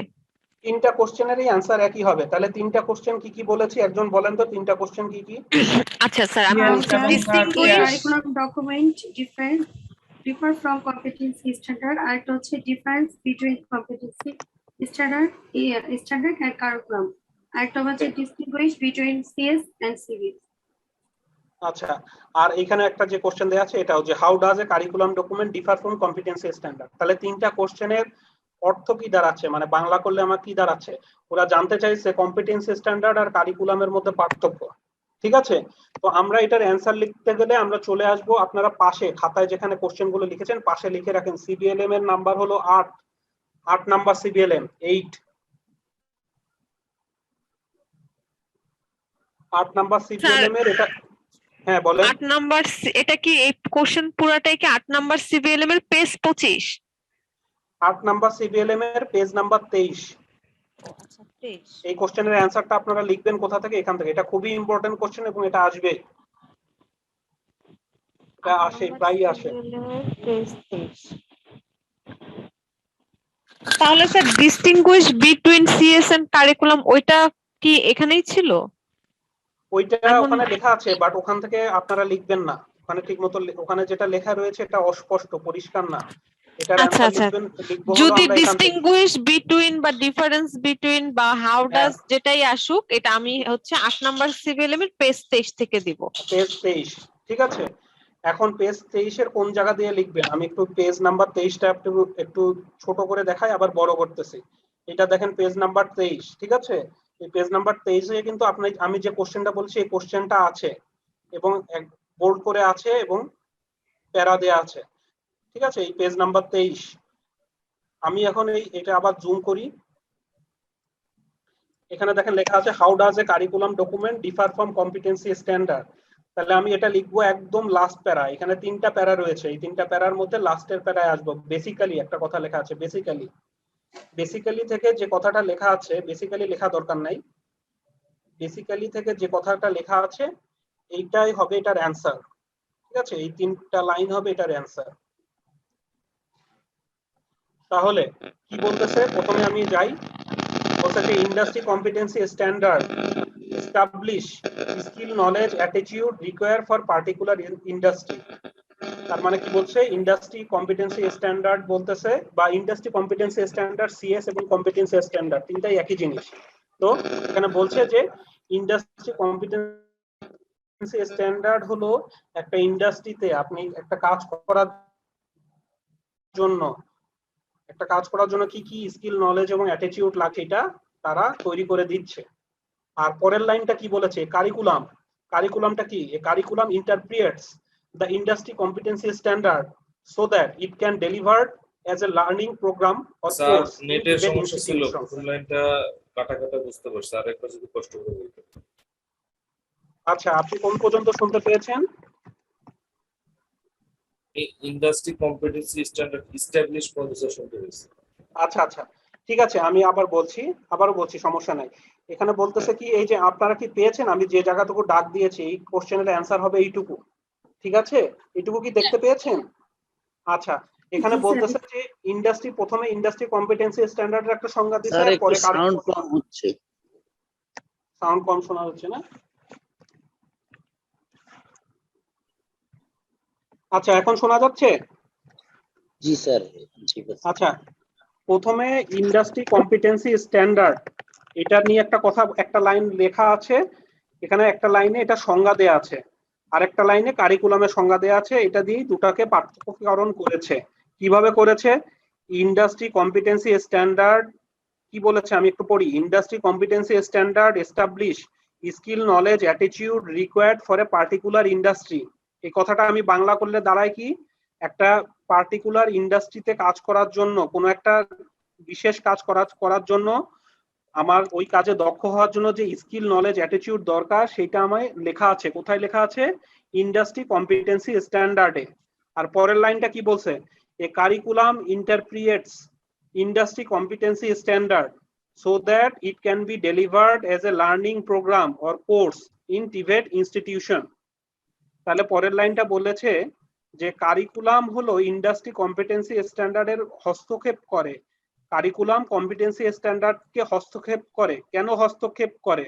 কারণ ওই ইন্ডাস্ট্রি কম্পিটেন্সি স্ট্যান্ডার্ডে লেখা আছে যে এই কাজ করার জন্য এই স্কিল নলেজ অ্যাটিটিউড লাগে। তো এই কম্পিটেন্সি স্ট্যান্ডার্ডকে হস্তক্ষেপ করে কারিকুলাম কি করে? একটা সিলেবাস মতো তৈরি করে, যাতে সেটাকে আমরা একটা কোর্স হিসেবে টিভেট ইনস্টিটিউশনে আমরা ব্যবহার করতে পারি। আমরা কি কথাটা বুঝতে পেরেছি? জি স্যার, বুঝতে পেরেছি। এখন জিনিসটা আরেকটু ক্লিয়ার করি। এই কোশ্চেনটা আপনাকে যদি রিটেন কোশ্চেন আসে, আপনারা এই দুটো লাইন লিখে দিবেন, একদম অ্যান্সারটা হয়ে যাবে। এটা আপনাকে কি বলে, আপনাকে ওরাল কোশ্চেনিংও কোশ্চেন করতে পারে। তখন দেখেন এই দুটো জিনিসের মধ্যে পার্থক্যটা আরো ক্লিয়ার করি। ইন্ডাস্ট্রি কম্পিটেন্সি স্ট্যান্ডার্ড আর কারিকুলাম, এই দুটো জিনিসের মধ্যে পার্থক্য আরো ক্লিয়ার করি। ইন্ডাস্ট্রি কম্পিটেন্সি স্ট্যান্ডার্ড এটা কোথা দিয়ে আসে, বা সিএস কোথা থেকে আসে বলতে পারেন? সিএস কিসের উপর বেস করে তৈরি করা হয়? আমাকে একজন বলতে পারবেন?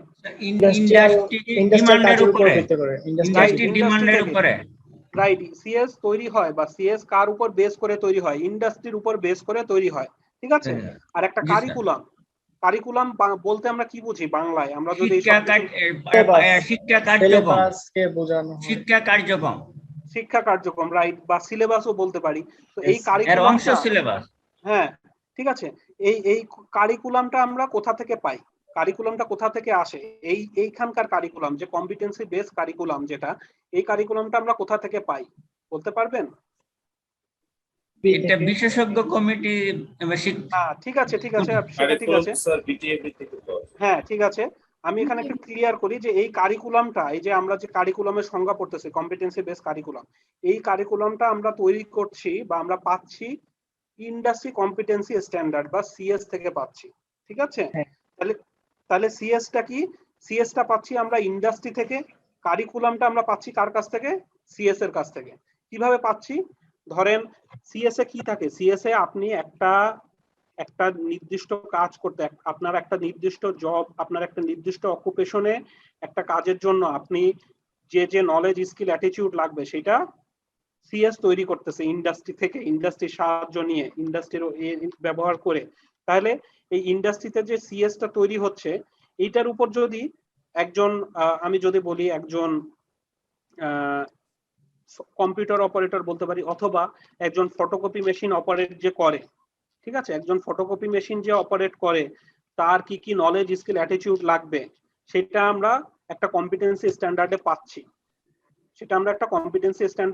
কিভাবে পাচ্ছি? এইগুলো ডিটারমাইন কে করে দিচ্ছে? ইন্ডাস্ট্রি করে দিচ্ছে। কারণ ইন্ডাস্ট্রিতে তারা কাজ করে, ইন্ডাস্ট্রি করে দিচ্ছে যে একটা কি বলে ফটোকপি মেশিন অপারেট করার জন্য একজন লোকের যে স্কিল নলেজ অ্যাটিটিউড লাগবে সেটা ইন্ডাস্ট্রি বলে দিচ্ছে যে এই স্কিল লাগবে, এই নলেজ লাগবে, এই অ্যাটিটিউড লাগবে। সেইটার উপর বেস করে আমি একটা কম্পিটেন্সি স্ট্যান্ডার্ড বানায় ফেললাম। এখন ধরেন আমরা একটা টিভেট ইনস্টিটিউশনে একটা ছোট কোর্স চালু করব, যে কোর্সে একটা শর্ট কোর্স চালু করব, যে কোর্সটার নাম হবে, যে কোর্সটা করে একজন মানুষ দক্ষ হবে। কিসে দক্ষ হবে? যে সে ফটোকপি মেশিন অপারেট করতে পারবে, সেই বিষয়ে দক্ষ হবে। তাহলে এই জন্য আমার একটা এই কোর্সটা করার জন্য আমার একটা এই যে কারিকুলাম লাগবে, সেই কারিকুলামটা আমি তৈরি করব কোথা থেকে?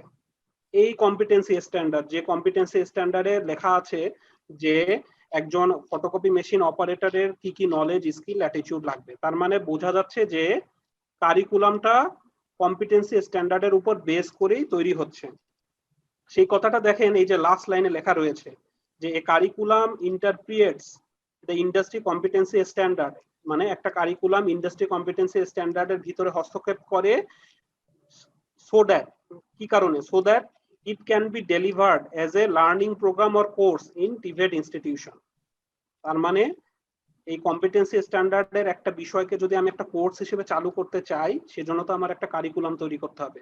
সেই কারিকুলামটা আমি এই যে ইন্ডাস্ট্রি কম্পিটেন্সি স্ট্যান্ডার্ডের সহযোগিতায় আমি একটা কারিকুলাম তৈরি করতে পারবো। এখন কি বিষয়টা ক্লিয়ার হয়েছে কারিকুলাম আর ইন্ডাস্ট্রি কম্পিটেন্সি স্ট্যান্ডার্ডের মধ্যে পার্থক্যটা? জি স্যার। সরি, আরেকবার বলবেন? আচ্ছা, এই জিনিসটা তাহলে আপনার এই জিনিসটা ক্লিয়ার কনসেপ্ট থাকা লাগবে এবং এই কোশ্চেনটা ইম্পর্টেন্ট। স্যার বুঝতে পারছি, অনেক ভালো। কোশ্চেনটা ইম্পর্টেন্ট, কিন্তু এই জন্য আমি খুব গুরুত্ব দিচ্ছি। এই কোশ্চেনটা প্রায়ই আসে যে ইন্ডাস্ট্রি কম্পিটেন্সি স্ট্যান্ডার্ড আর কারিকুলামের মধ্যে পার্থক্য। যদি একটু সহজ ভাষায় মাথায় মনে রাখার জন্য সবসময় আমরা এটা এইভাবে মনে রাখতে পারি যে ইন্ডাস্ট্রি কম্পিটেন্সি স্ট্যান্ডার্ড বা কম্পিটেন্সি স্ট্যান্ডার্ড বা সিএস, এটা আসে কোথা থেকে? ইন্ডাস্ট্রি থেকে। আর কারিকুলাম আমরা তৈরি করি কিভাবে? কারিকুলাম আসে কোথা থেকে? ইন্ডাস্ট্রি কম্পিটেন্সি স্ট্যান্ডার্ড ব্যবহার করেই কারিকুলামটা তৈরি করা হচ্ছে। ঠিক আছে, আমরা আবার তাহলে এই দুটোর পার্থক্যটা পেলাম। আমরা আবার প্রথম সিবিএলএম এ আবার ব্যাক করি। আচ্ছা, হ্যাঁ, distinguish between CS and competency standard and competency based curriculum, এটা হয়ে গেল। ঠিক আছে, এরপরে আমি একটু সামনের দিকে আগাই। আচ্ছা,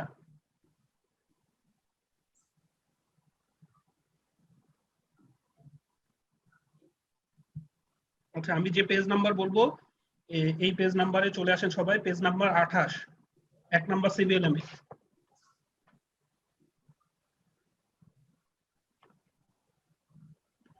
এনএসডিপি, এনএসডিপি এর সংজ্ঞা তো আমরা পড়েছি, তাই না? জি স্যার, বের করেছি। আচ্ছা, 28 নাম্বার পেজে ন্যাশনাল স্কিল ডেভেলপমেন্ট পলিসি একটা হেডিং দেয়া আছে, এখানে চলে আসেন। জি স্যার। এখানে চলে আসতে প্রথম লাইনটা হবে এনএসডিপি সংজ্ঞা, ন্যাশনাল স্কিল ডেভেলপমেন্ট পলিসি সংজ্ঞা। সংজ্ঞাটা খুব একটা আসে না রিটেন কোশ্চেনের জন্য, তারপর আপনাদের সুবিধার জন্য আমি বলে দিচ্ছি যে এই সংজ্ঞাটা হলে আপনারা এটা লিখতে পারেন যে ন্যাশনাল স্কিল ডেভেলপমেন্ট পলিসির সংজ্ঞাটা কি হতে পারে, এখান থেকে এই পর্যন্ত।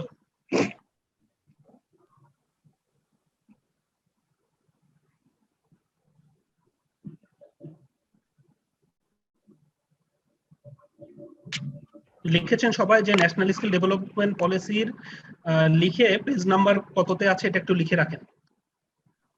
পুরোটা লেখা দরকার নেই, শুধু ন্যাশনাল স্কিল ডেভেলপমেন্ট পলিসি বা এনএসডিপি লিখে দেখেন যে পেজ নাম্বার 28 এ আছে। এটা প্রথম সিবিএলএম এ পেয়েছেন সবাই? জি স্যার, পেয়েছি। আচ্ছা, এরপরে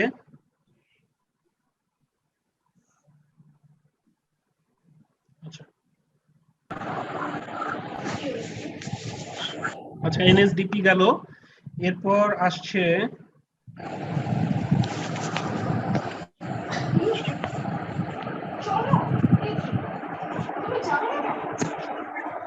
আচ্ছা এনএসডিপির টিভেট রিফর্ম এজেন্ডার যে আউটপুটস গুলো আছে, এটা এই যে পেজ নাম্বার 28 এর নিচে আছে।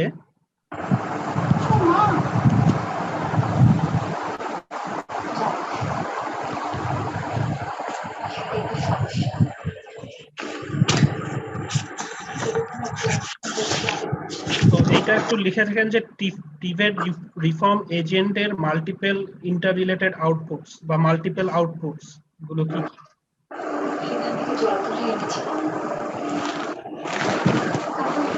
আরেকবার টিভেট আপনারা লিখে রাখেন যে TVET reform project TVET reform agenda TVET reform agenda. Saiful Islam আপনার মাইক্রোফোনটা মিউট করে রাখেন প্লিজ। টিভেট রিফর্ম এজেন্ডার মাল্টিপল আউটপুটস। ঠিক আছে, এটা আলাদা কোশ্চেন করে আমি বলছি না, এটা অতটা ইম্পর্টেন্ট না, তারপরও একটু লিখে রাখেন যে টিভেট রিফর্ম এজেন্ডার মাল্টিপল আউটপুটস বা টিভেট রিফর্ম এজেন্ডার আউটপুটস।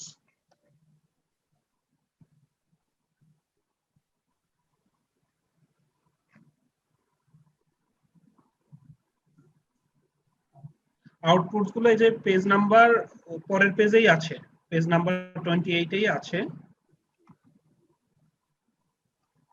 এই যে modified TVET legislation, national skill development policy, national technical vocational qualification framework, এখানে অনেকগুলো বুলেট পয়েন্ট দিয়ে লেখা আছে, এখানে 3 থেকে 5টা লিখবেন, সবকিছু লেখা দরকার নাই। ঠিক আছে,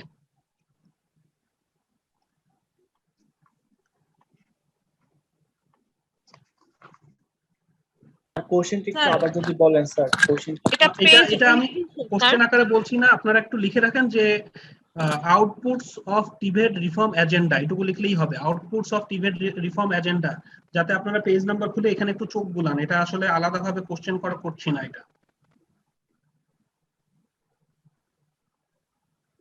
ঠিক আছে, এটা কমপ্লিট হয়েছে।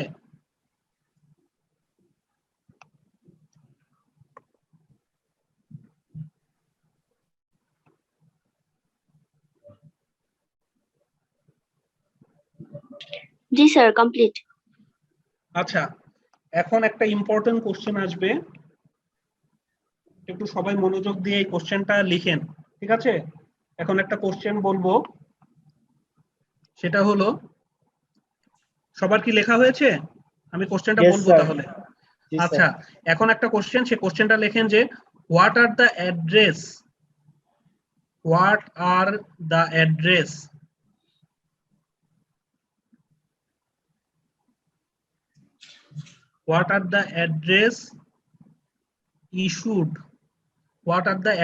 issue of NSDP?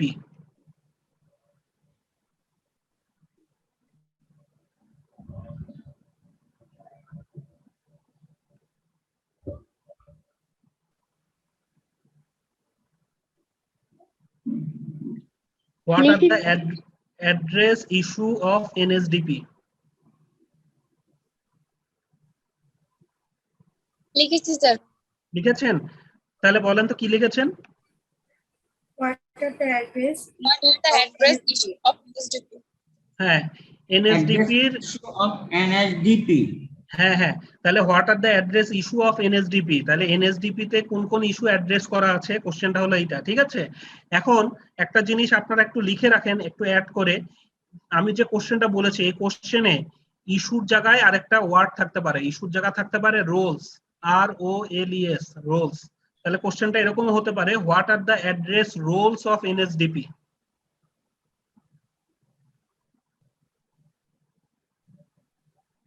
সবাই কি বুঝতে পেরেছেন আমার কথাটা?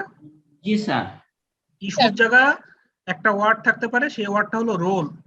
What are the address roles of NSDP?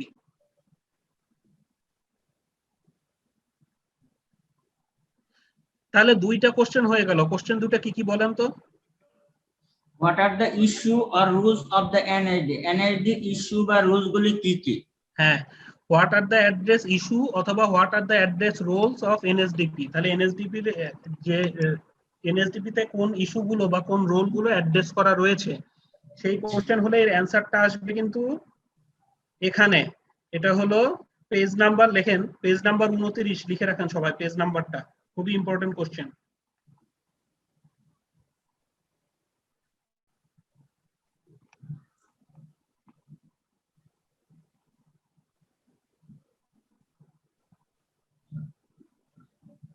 পেয়েছেন সবাই? জি স্যার। ঠিক আছে, তাহলে এটার অ্যানসার কি লিখবেন? এটার অ্যান্সার দেখেন এই যে বুলেট পয়েন্ট করে যেটা আমি দাগ দিলাম, ঠিক আছে, এখানে অনেকগুলো পয়েন্ট দেওয়া আছে। তো এখানে কি আপনারা কি সবগুলো পয়েন্ট লিখবেন? এটার অ্যান্সার হলো এই পয়েন্টগুলো, দুইটা কোশ্চেনেরই অ্যান্সার এই পয়েন্টগুলো। স্যার 3টা বা 5টা? হ্যাঁ, আপনারা 3টা অথবা 5টা লিখবেন। স্যার 3টা লিখলে হবে? 3টা লিখলেও হবে, ঠিক আছে। তবে 3টা থেকে একটু বাড়ায় বা 4টা লেখা ট্রাই করবেন, বা চেষ্টা করবেন। এখানকার টেকনিক হলো দেখেন এখানে অনেকগুলো লেখা আছে, যে লেখাগুলো ছোট ছোট সেগুলো আমি লেখা ট্রাই করবো, তাহলে আমি একটু বেশি লিখতে পারবো, ঠিক আছে। তো এটা মুখস্থ করার দরকার অতটা নাই, তবে তারপরও যেহেতু আমরা 3টা 4টা লিখবো, প্রথম 3টা 4টা সহজ দেখে আমরা মুখস্থ করেও নিতে পারি, কারণ এই কোশ্চেনটা খুব ইম্পর্টেন্ট, ঠিক আছে। তো এখানে একটা জিনিস হলো আমরা বারবার বলি যে 3টা বা 5টা লিখেন। এখন যদি কোশ্চেনটা এইভাবে আসে যে write down the 4 issue address of NSDP, যদি উল্লেখ করে দেয়া থাকে 4টা লেখো, তখন কিন্তু আপনার 4টাই লিখতে হবে, তখন 3টা লিখলে হবে না। কথাটা ক্লিয়ার? কোনো কারণে যদি কোশ্চেনে উল্লেখ করে যে 4টা লেখো, বা কোনো কারণে কোশ্চেনে যদি উল্লেখ করে 5টা লেখো, তখন কিন্তু আপনাকে 5টাই লিখতে হবে। আর যদি উল্লেখ না করা থাকে তখন আপনারা 3টা থেকে 5টা লিখতে পারেন। তাহলে আমার কোশ্চেনটা হলো যে what are the address issue of NSDP. তাহলে এটার অ্যান্সার আমি কি লিখবো?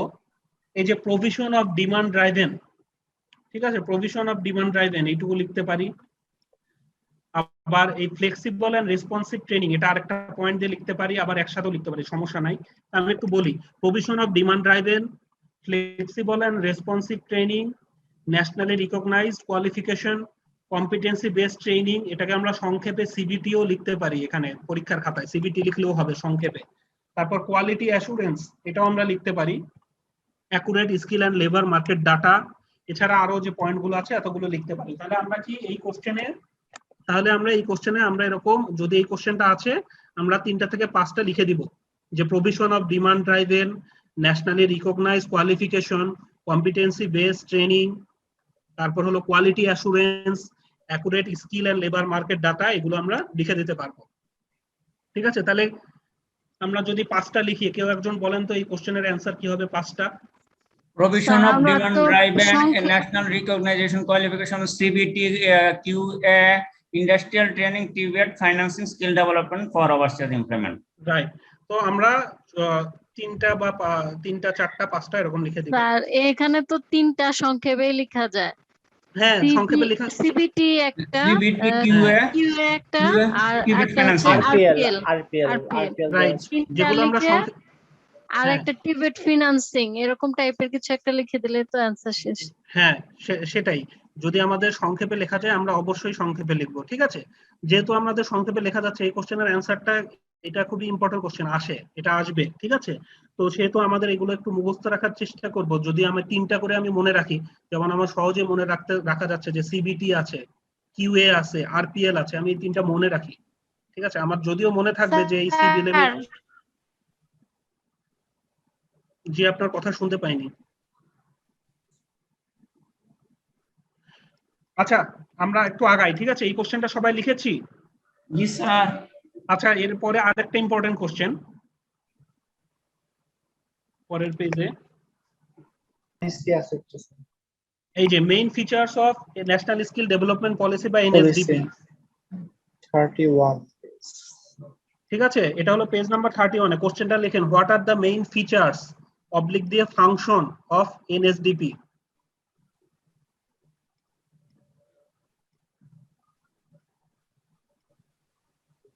নেটওয়ার্ক চলে গেছিল, আচ্ছা, নেটওয়ার্ক চলে গেছে, সমস্যা নেই। আমরা আবার যাদের সমস্যা হয়েছে শেষে আবার কোন জায়গা থেকে সমস্যা হচ্ছে আমাকে বলেন।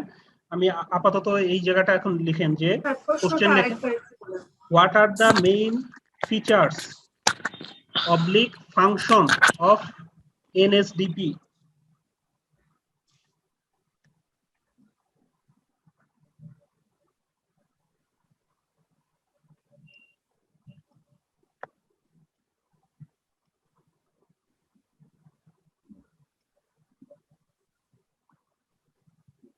ঠিক আছে, সবাই লিখেছেন what are the main features?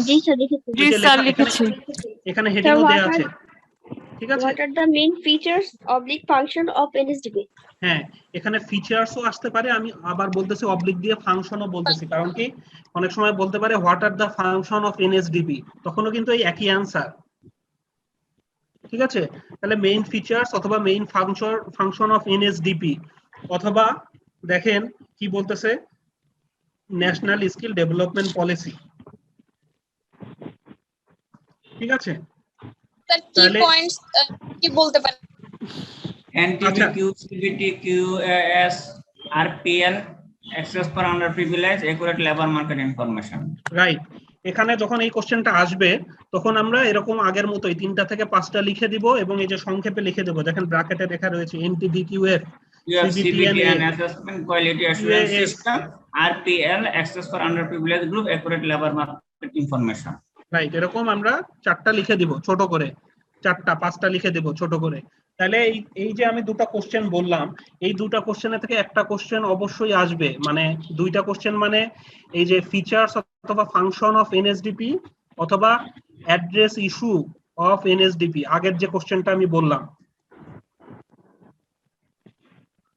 তাহলে বুঝতে পেরেছেন যে এই দুটো কোশ্চেনের থেকে একটা কিন্তু অবশ্যই আপনাদের মেইন রিটেন এক্সামে কিন্তু আসবে।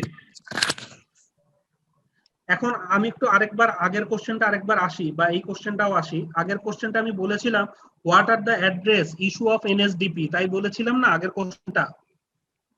সবাই যেটা লিখেছেন আগের কোশ্চেনটা, ইস্যু অথবা রোল। হ্যাঁ, ইস্যু অথবা রোল অফ এনএসডিপি। এখানে আরেকটা জিনিস একটু খেয়াল করেন, এই লাস্টে যে এনএসডিপি না থাকে কিন্তু ন্যাশনাল স্কিল ডেভেলপমেন্ট পলিসি এই কথাটাও লেখা থাকতে পারে। ঠিক আছে, what are the address issue of national skill development policy লেখা থাকতে পারে, তাহলেও কিন্তু একই অ্যান্সার। এবং আরো একটা ভাবে আসে, ঠিক আছে, আরো একটা ভাবে আসে, কিভাবে আসে, what are the address issue of the policy, শুধু পলিসি লেখা থাকতে পারে। ঠিক আছে, what are the address issue of the policy, তাহলে এই অ্যাড্রেস ইস্যু কথাটা দেয়া মানেই কিন্তু অ্যান্সারটা ওই একই জিনিস হবে। কথাটা বোঝা গেছে? জি স্যার। আবার এই যে main features of national skill development policy না বলে শুধু বলতে পারে main feature of the policy, তখনও কিন্তু এই একই কথাই হবে। তাহলে এই দুটো কোশ্চেন খুবই ইম্পর্টেন্ট, খুবই ইম্পর্টেন্ট, এবং এই দুটো কোশ্চেনের থেকে একটা কোশ্চেন থাকবে। ঠিক আছে, এবার আমি একটু সামনের দিকে যাই।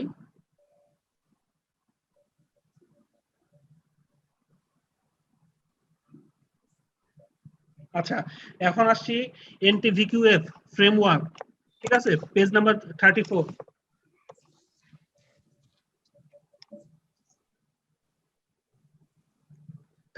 আসেন, পেজ নাম্বার, সবাই কি পেজ নাম্বার 34-এ আসছেন?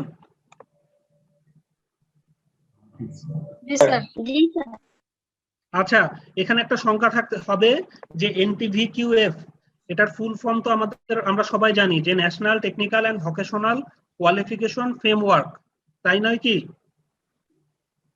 এটা যে ফুল ফর্মটা national technical and vocational qualification framework, তাহলে এনটিভিকিউএফ ফুল ফর্মটা আমাদের সব সময় জানা থাকতে পারে। আর একই সাথে এই যে প্রথম লাইনটা হলো এনটিভিকিউএফ এর সংজ্ঞা। ঠিক আছে, তাহলে সংজ্ঞাটা কি? NTVQF is a set of principle. NTVQF is a set of principle and guideline by which records of learner achievements are registered to enable nationally recognition of acquired skill and knowledge. তাহলে NTVQF এর যদি আলাদা সংজ্ঞা চাই তখন কিন্তু আমরা কি লিখবো এইটা।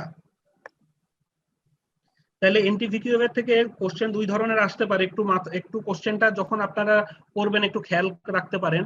অনেক সময় বলে যে অ্যাব্রিভিয়েশন অফ এনটিভিকিউএফ, মানে অ্যাব্রিভিয়েশন কথাটা মানে হলো এনটিভিকিউএফ এর ফুল ফর্ম লেখো, ফুল ফর্মটা বা ফুল ফর্ম অফ এনটিভিকিউএফ। তখন কিন্তু সংজ্ঞা দেওয়ার দরকার নাই, আপনি সংজ্ঞা দিলেও হবে, সমস্যা নাই, বাট ফুল ফর্মটা ওখানে চাইছে ফুল ফর্মটা। আর যদি কোশ্চেন বলে what do you mean by, বা write down the definition of NTVQF, যে NTVQF এর যদি ডেফিনেশন লিখতে বলে বা সংজ্ঞা লিখতে বলে তখন কিন্তু এই সংজ্ঞাটা লিখতে হবে।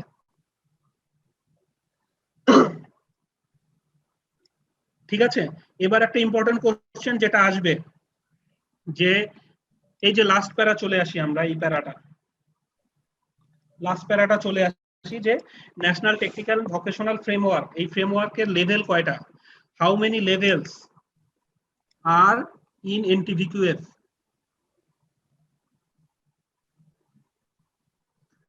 কোশ্চেনটা লেখেন, how many levels are in NTVQF. Are in NTVQF, হ্যাঁ, how many levels are in NTVQF. বা অনেক সময় বলে কি, একটু চালাকি করে কথা ঘুরায় দেয় যে how many levels are in the framework, শুধু ফ্রেমওয়ার্ক বলে দেয় মাঝে মধ্যে। তাহলে এই কোশ্চেনটার মানে কোশ্চেনটা বাংলা করলে কি দাঁড়াচ্ছে যে এনটিভিকিউএফ যে ফ্রেমওয়ার্কটা, এনটিভিকিউএফ এই ফ্রেমওয়ার্কের কতগুলো লেভেল। কোশ্চেনটার বাংলা করলে হয় এইটা যে এনটিভিকিউএফ এর লেভেল কয়টা। তাহলে অ্যানসার কি লিখবো? অ্যানসার আমরা বাংলায় লিখতে পারি যে 1 to 6 level and 2 pre-voc 1 pre-voc 2 on which are low literacy and numeracy for them. আচ্ছা আচ্ছা ঠিক আছে, এইটুকু হ্যাঁ অবশ্যই এরকম লিখলে হবে। যদি আপনি বাংলায় লিখতে চান, বাংলায় আমি একটু বলি সবাই সুবিধার জন্য, যে বাংলায় বলতে পারেন, এটা বাংলায় লিখলেও হবে। যে যদি কোশ্চেন করে যে how many level are there in the national technical vocational framework, but অথবা how many level in the framework, এরকম যদি কোশ্চেন করে, আপনারা বাংলায় লিখলে কিভাবে লিখবেন যে এনটিভিকিউএফ এর 6টা লেভেল আছে, লেভেল 1 টু লেভেল 6 6টা লেভেল আছে, একই সাথে 2টা প্রি ভোকেশনাল লেভেল আছে। বাংলায় এইটুকু লিখলেও হবে, রাইট অ্যান্সার। যদি ইংলিশে লেখেন, ইংলিশে এটার অ্যান্সারটা আমি বলি, এই যে এখান দিয়ে শুরু করতে পারেন যে the national technical and vocational framework, এত বড় না লিখে ফেলেন যে NTVQF has level from 1 to 6 as well as 2 pre-vocational level। ঠিক আছে, যদি জানতে চাই যে এনটিভিকিউএফ এর লেভেল কয়টা, তখন কিন্তু আপনাকে এইটুকু লিখলেই হবে যে এই ফ্রেমওয়ার্কের লেভেল 6টা, একই সাথে 2টা প্রি ভোকেশনাল লেভেল আছে। বাংলায় যদি জিজ্ঞেস করে, আপনি বাংলায় ওইভাবে বলে দিবেন যে ফ্রেমওয়ার্কের লেভেল হলো 6টা, একই সাথে 2টা প্রি ভোকেশনাল লেভেল আছে। কথা ক্লিয়ার? জি স্যার, বোঝা গেছে? তাহলে কোশ্চেনটা আপনারা কি লিখেছেন যে how many levels are in NTVQF framework. তাহলে কতটুকু লিখবেন কি বুঝতে পেরেছেন? পেজ নাম্বার লিখে রাখেন, পেজ নাম্বার 34 এর এই যে কতটুকু লিখবেন, এটা তো বুঝতে পেরেছেন তাই না? তাই নয় কি? বুঝতে পেরেছেন এটা? জি স্যার। জি স্যার। আচ্ছা, এই গেল একটা কোশ্চেন। আরেকটা কোশ্চেন ইম্পর্টেন্ট, আরেকটা কোশ্চেন লিখেন, হোয়াট ইজ দ্য রিজন, লিখেন হোয়াট ইজ দ্য রিজন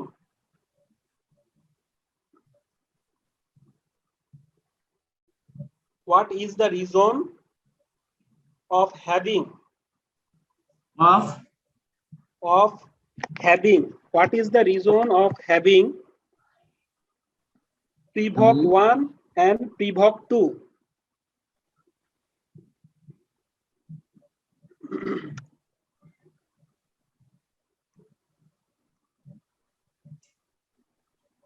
তাহলে স্যার শুধু এইখানে তো আমরা দুইটা শব্দ ব্যবহার করলাম, for low literacy no numeracy.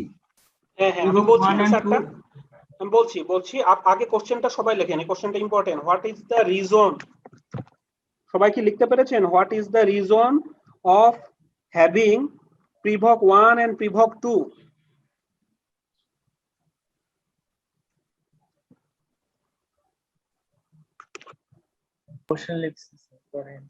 লিখেছেন সবাই? জি স্যার। তাহলে এটার অ্যান্সারও এইখানে পেজ নাম্বার 28-এ লিখে রাখেন পাশে, যে পেজ নাম্বার 28। তো এইটা সুন্দর করে এখানে লেখা আছে, আমি এই লাইনটা আমি দাগাই দিচ্ছি বা বলছি, বা তার আগে আমি একটু বাংলা বলে নেই, কারণ এই কোশ্চেনটা রিটেনেও যেমন আসে, এরকম আপনাকে ওরাল কোশ্চেনের প্রচুর করবে।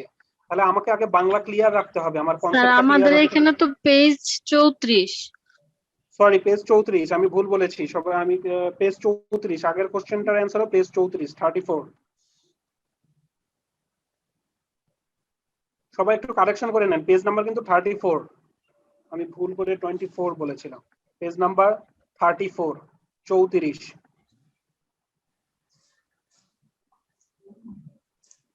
আচ্ছা, তাহলে কোশ্চেনটা বাংলা করলে কি দাঁড়ালো যে প্রি ভোকেশনাল লেভেল কেন, এই যে ফ্রেমওয়ার্কে 2টা প্রি ভোকেশনাল লেভেল কেন? তাহলে অ্যান্সার, আমি বাংলায় আগে অ্যান্সার যদি বলি, অ্যান্সারটা কি হবে? অ্যান্সারটা হবে এরকম: সুবিধা বঞ্চিত এবং স্বল্প শিক্ষিত মানুষদেরকে ফ্রেমওয়ার্ক, এই যে এনটিভিকিউ এর ফ্রেমওয়ার্কের লেভেলের আওতায় আনার জন্য দুইটা প্রি ভোকেশনাল লেভেল যুক্ত করা হয়েছে। কথা কি বোঝা গেছে? যে স্বল্প শিক্ষিত এবং সুবিধা বঞ্চিত মানুষদেরকে এই যে ন্যাশনাল স্কেলের যে এনটিভিকিউএফ এর যে ফ্রেমওয়ার্কের আওতায় আনার জন্য দুইটা প্রিভক লেভেল তৈরি করা হয়েছে। তাহলে এটা একটু এটার মানে কি দাঁড়ালো? যে অনেকে আছে যে বেশি দূর পড়াশোনা করতে পারে, স্বল্প শিক্ষিত এবং সুবিধা বঞ্চিত, হ্যাঁ, স্বল্প শিক্ষিত এবং সুবিধা বঞ্চিত মানুষদেরকে এনটিভিকিউএফ এর ফ্রেমওয়ার্কের আওতায় আনার জন্য। স্যার এখানে তো এনটিভিকিউএফ বলছি, তাহলে কি আবার ফ্রেমওয়ার্ক বলতে হবে? না, এনটিভিকিউ লিখে তারপর লেখেন ফ্রেমওয়ার্ক। মানে এফ তে তো ফ্রেমওয়ার্কই বোঝাচ্ছে, তাহলে কি আবারও ফ্রেমওয়ার্ক না না, লিখতে আপনারা হবে? এনটিভিকিউএফ লিখবেন না, এনটিভিকিউ ফ্রেমওয়ার্ক এইটুকু লিখেন। আমি এটা বাংলায় বলছি যাতে সুবিধার জন্য, কিন্তু এটা ইংলিশে লেখাটাই বেটার যখন রিটেন টেস্টের জন্য। আমি বাংলায় বলছি আপনারা যাতে ভাইভা বা ওরাল কোশ্চেনিং এ এটার অ্যানসার দিতে পারেন সুবিধা মতো, আপনাদের সুবিধা মতো, এই জন্য। তো এটা বললে হবে যে এনটিভিকিউ ফ্রেমওয়ার্ক, আমি এফটাকে ডিসপ্লে বড় করে বললাম আর কি, এনটিভিকিউ ফ্রেমওয়ার্ক। তাহলে স্বল্প শিক্ষিত ও সুবিধা বঞ্চিত মানুষদেরকে এই যে এনটিভিকিউ ফ্রেমওয়ার্কের আওতায় আনার জন্য দুইটা প্রি ভোকেশনাল লেভেল যুক্ত করা হয়েছে। এখন আমি ইংলিশে কোনখান থেকে লিখবো দেখেন। স্যার একটু আগে যেটা বললেন এটুকু বলা যেতে পারে, ফর পুওর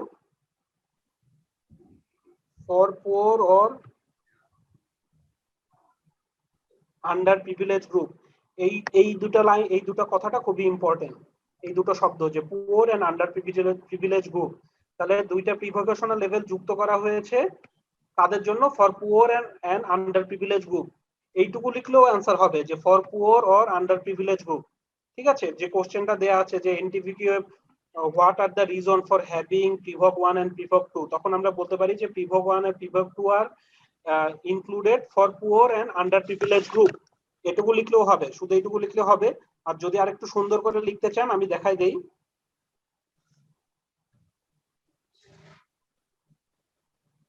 যে to pre vocational level to allow, আগেরটা আরেকবার যদি একটু বলতেন।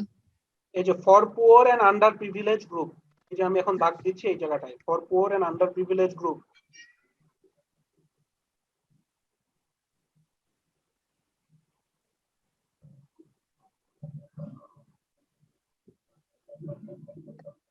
আচ্ছা, আর যদি একটু বড় করে লিখতে চান যে টু, তখন এই লাইনটুকু এখান থেকে লিখতে পারেন যে to pre vocational levels to allow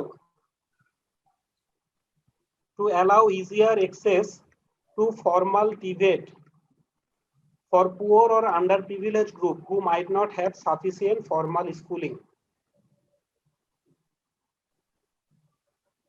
এটুকু লিখলেও হবে।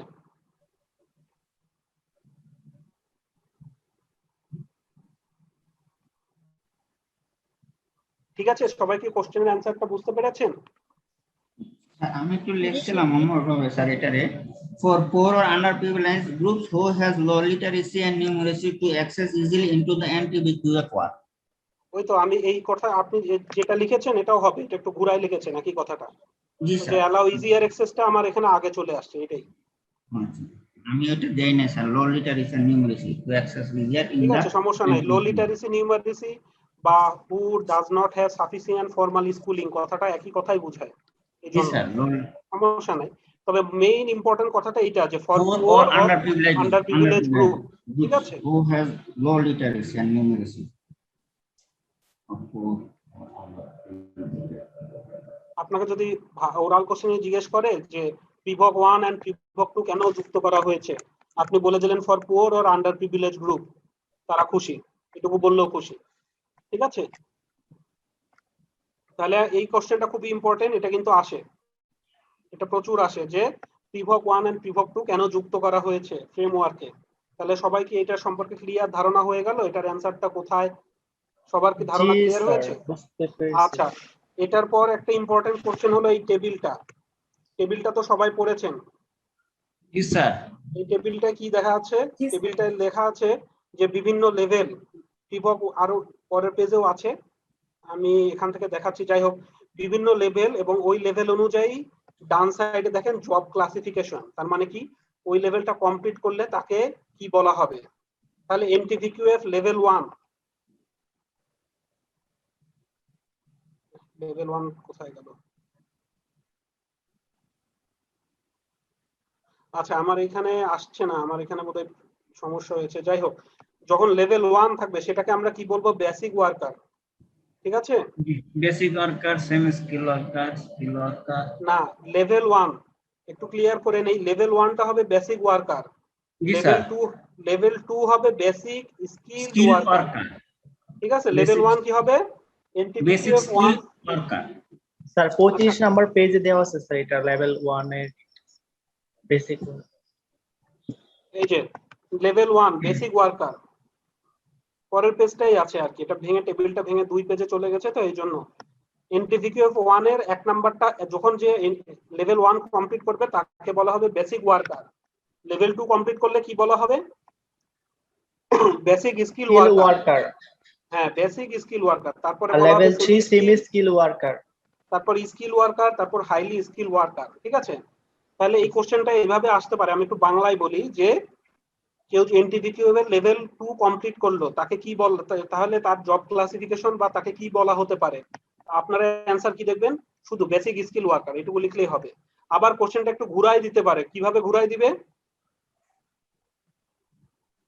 কোশ্চেনটা কিভাবে ঘুরাই দিতে পারে যে বেসিক স্কিল ওয়ার্কার হওয়ার জন্য আপনাকে কত লেভেল সম্পন্ন করতে হবে, তখন আপনি কি লিখবেন? লেভেল 2, ঠিক আছে? আমার কথা বোঝা গেছে? বেসিক স্কিল হতে গেলে তাকে তখন কি করতে হবে? আমাকে লেভেল 2 কমপ্লিট করতে হবে। আরেকটা জিনিস দেখেন, এটা একটু ওরাল কোশ্চেনিং এর জন্য, যে আপনারা যে এইগুলো করলেন, এই যে আপনি লেভেল 2 কমপ্লিট করলেন বা আপনি লেভেল 4 কমপ্লিট করলেন এবং আপনি স্কিল ওয়ার্কার হয়ে গেলেন, আপনাকে তো একটা সার্টিফিকেশন দিবে। এই সার্টিফিকেটটার নাম কি? এই দেখেন এখানে লেখা রয়েছে ন্যাশনাল স্কিল সার্টিফিকেট,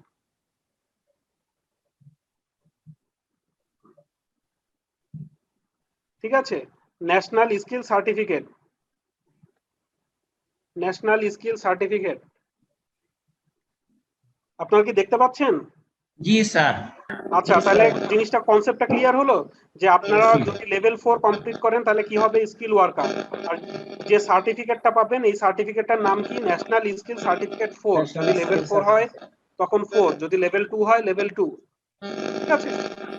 তো এইখানে এই কোশ্চেনটা কিভাবে আসে আমি কোশ্চেনে দেখাই। এটা হলো সেলফ চেকেই আছে আপনার কোশ্চেনটা, ঠিক আছে? সরাসরি আমি কোশ্চেনে চলে যাই।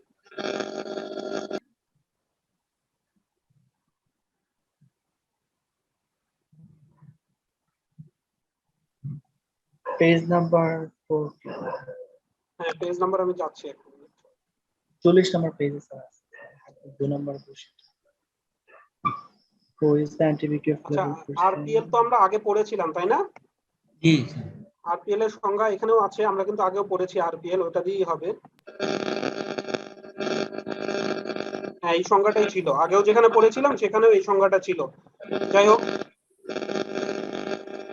আচ্ছা, কার নয়েজ আসছে? কার ওখান থেকে একটু নয়েজটা একটু মিউট করেন। আচ্ছা, দেখেন এই যে আমরা পেজ নাম্বার 40-এ আসি। 40-এ যে কোশ্চেনগুলো আছে দেখেন, এই কোশ্চেনগুলোই আমরা পড়েছি, এগুলোর অ্যান্সারও হয়ে গেছে, ঠিক আছে? এখন স্পেসিফিকলি আপনারা 2 নাম্বার কোশ্চেনে আসেন। 2 নাম্বার কোশ্চেনটা কি বলেছে? What is the NTVQF level a person need to attend to become skill worker? কোশ্চেনটা আপনি বুঝতে পেরেছেন? Level 4 sir. জি স্যার, বুঝতে পেরেছি। এখানে বলা হয়েছে যে স্কিল ওয়ার্কার হওয়ার জন্য কোন লেভেলটা কমপ্লিট করা লাগবে বা পার্টিসিপেট করতে হবে। হ্যাঁ হ্যাঁ, তাহলে এটার অ্যান্সার কি হবে? লেভেল 4 anti-BQF level, ঠিক আছে? এই যে কোশ্চেনটা যে ঘুরায় আসছে, এইভাবেও ঘুরায় আসতে পারে।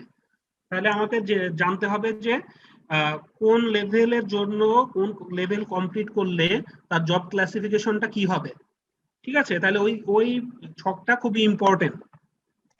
আমরা বুঝতে পেরেছি কোশ্চেনটা কিরকম, এই কোশ্চেনের অ্যান্সারও দেওয়া আছে। তো এই সিবিএলএম এ আমি এখন পর্যন্ত যে কোশ্চেনগুলো বলেছি এগুলো হলো সবচেয়ে ইম্পর্টেন্ট কোশ্চেন। এরপর যে কথাগুলো আসবে আমরা সরাসরি পেজ নাম্বার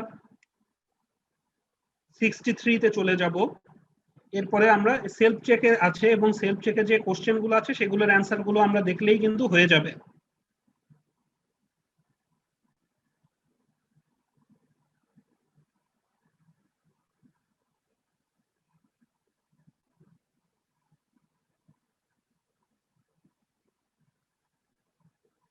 এই যে পেজ নাম্বার 55 এ আসি। 55 এ কিছু কোশ্চেন বলেছে এবং এগুলোর অ্যান্সার দেয়া আছে, ঠিক আছে? এগুলো দেখেন আপনারা কিন্তু অলরেডি পড়েছেন। একটু পেজ নাম্বার 55 এ চলে আসেন আগে। 55 এ যে দেখেন 1 নাম্বার কোশ্চেন বলেছে what is the name of web address where you find the information of NTVQF skill বা এনটিভিকিউএফ ন্যাশনাল স্কিল সার্টিফিকেট। তাহলে আমাকে বলতে বলেছে ওয়েব অ্যাড্রেসটা কি, যে অ্যাড্রেসে গেলে আমি এনটিভিকিউএফ এর স্কিল সার্টিফিকেট গুলো পাবো। তাহলে ওয়েব অ্যাড্রেসটা দেখেন পরের পেজে অ্যান্সার দেয়া আছে, দেখেন www. দেখেন পরের পেজে পেজ নাম্বার 56 তে আসলে দেখেন লেখা আছে btbcbt.gov.bd, ঠিক আছে? তো এই কোশ্চেন গুলো আলাদাভাবে আমি বলছি না, এগুলো ইম্পর্টেন্স কিছুটা কম দিব আমি। আগে যে কোশ্চেন গুলো ছিল ওগুলো মোস্ট ইম্পর্টেন্ট। তো এইগুলো যে কোশ্চেন গুলো এখানে আছে যে পেজ নাম্বার 55 এ, এগুলো আপনারা দেখবেন এখানে অনেক বড় বড় করে লেখা আছে, যেমন বেশ কিছু পয়েন্ট চেয়েছে, আপনি 3টা-4টা পয়েন্ট দিলেই হবে, এখানে সব পয়েন্ট দেওয়া আছে, এত পয়েন্ট গুলো দেওয়ার দরকার নাই। বাট এখান থেকে কোশ্চেন গুলো একটু দেখে নেবেন, কোশ্চেন অ্যান্সার গুলো, এটা অতটা ইম্পর্টেন্স নাই এরপরের কোশ্চেন গুলো, ঠিক আছে? তারপরে এখান থেকে দেখবেন সেলফ চেক, এটা পেজ নাম্বার 55। এবার পেজ নাম্বার 63 তে আরেকটা সেলফ চেক আছে, ওখানে আবার আমরা চলে যাই। দেখেন এখানে বলেছে mention 5 quality issue in TVET of Bangladesh. তারপর what are the component of quality assurance manuals, what is course accreditation document, এই কথাগুলো লেখা আছে এবং পরবর্তীতে এর অ্যান্সার দেওয়া আছে। এগুলো কিন্তু আপনারা পড়েছেন, আগে অনেক সুন্দর করে পড়ানো হয়েছে। তো এখানেও আলাদাভাবে বেশি আমি সময় নষ্ট করব না, এখানে অতটা ইম্পর্টেন্ট নাই কোশ্চেন গুলো, তারপরও আপনারা এখানে দেখে নেবেন। এবং লাস্টে আরো দুটো সেলফ চেক আছে, ঠিক আছে? আরো দুটো সেলফ চেক আছে, একটা হলো পেজ নাম্বার 89 এ আছে এবং লাস্টের দিকে আরেকটা সেলফ চেক আছে। এই সেলফ চেক দুটো অল্প কিছু কোশ্চেন আছে, একটু দেখে নেবেন, বাট অতটা ইম্পর্টেন্স আপাতত আমি দিচ্ছি না, ঠিক আছে?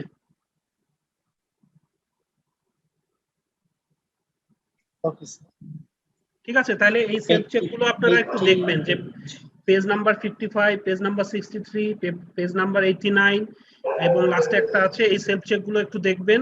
এবং একই সাথে আমি যেগুলো বললাম সেগুলো হলো মোস্ট ইম্পর্টেন্ট কোশ্চেন। তাহলে আমি একটু আজকে শেষ করার আগে একটু ইম্পর্টেন্ট কোশ্চেন গুলো আরো একবার আসি। যে আমার ইম্পর্টেন্ট কোশ্চেন ছিল যে কম্পিটেন্সি স্ট্যান্ডার্ডের সংজ্ঞাগুলো, তারপর কারিকুলাম কি, কম্পিটেন্সির যে সংজ্ঞাটা, এটা একটা ইম্পর্টেন্ট কোশ্চেন ছিল। এবং মোস্ট ইম্পর্টেন্ট কোশ্চেন যে কম্পিটেন্সি স্ট্যান্ডার্ড আর কারিকুলামের মধ্যে পার্থক্য, ঠিক আছে? এই কোশ্চেনটা আমরা পড়েছি, কম্পিটেন্সি স্ট্যান্ডার্ড ও কারিকুলামের মধ্যে পার্থক্য, এটা একটা one of the most important question, এটা প্রায়ই আসে।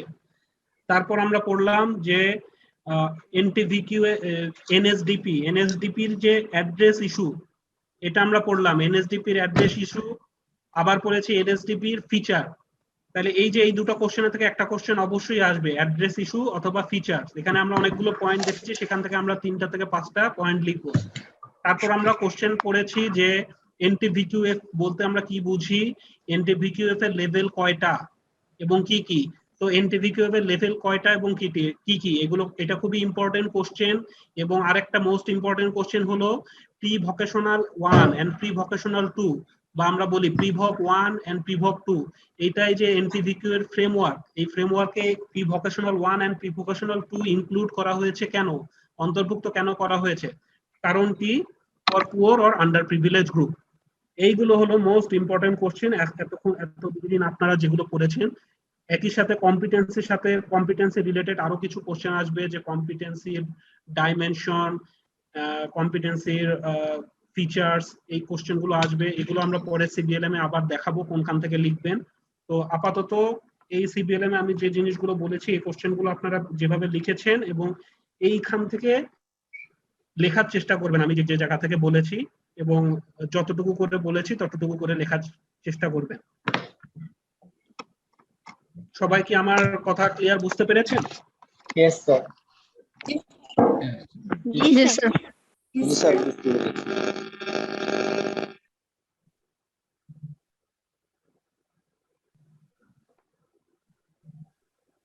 আচ্ছা, তাহলে আজকে এই সিবিএলএম 1 যেহেতু শেষ হলো, এরপরে পরবর্তীতে আমাদের কিন্তু পরবর্তী সিবিএলএম যেটা ইনক্লুসিভিটি নিয়ে যে আমাদের যে লার্নিং সিবিএলএম ইন রয়েছে, CBT environment, promote inclusive learning, right, promote inclusive learning বা ইনক্লুসিভিটি রিলেটেড একটা সিবিএলএম আছে। সেই সিবিএলএম এর নিয়ে আমাদের আগামী দিন কথা বলা হবে। তো এই পর্যন্ত আমি আসলে আমার কথা শেষ করতে চাচ্ছি, কারণ এখানে আমি অনেকক্ষণ হয়ে গেছে এবং আমি বলে দিলাম যে কোন কোন জিনিস হলো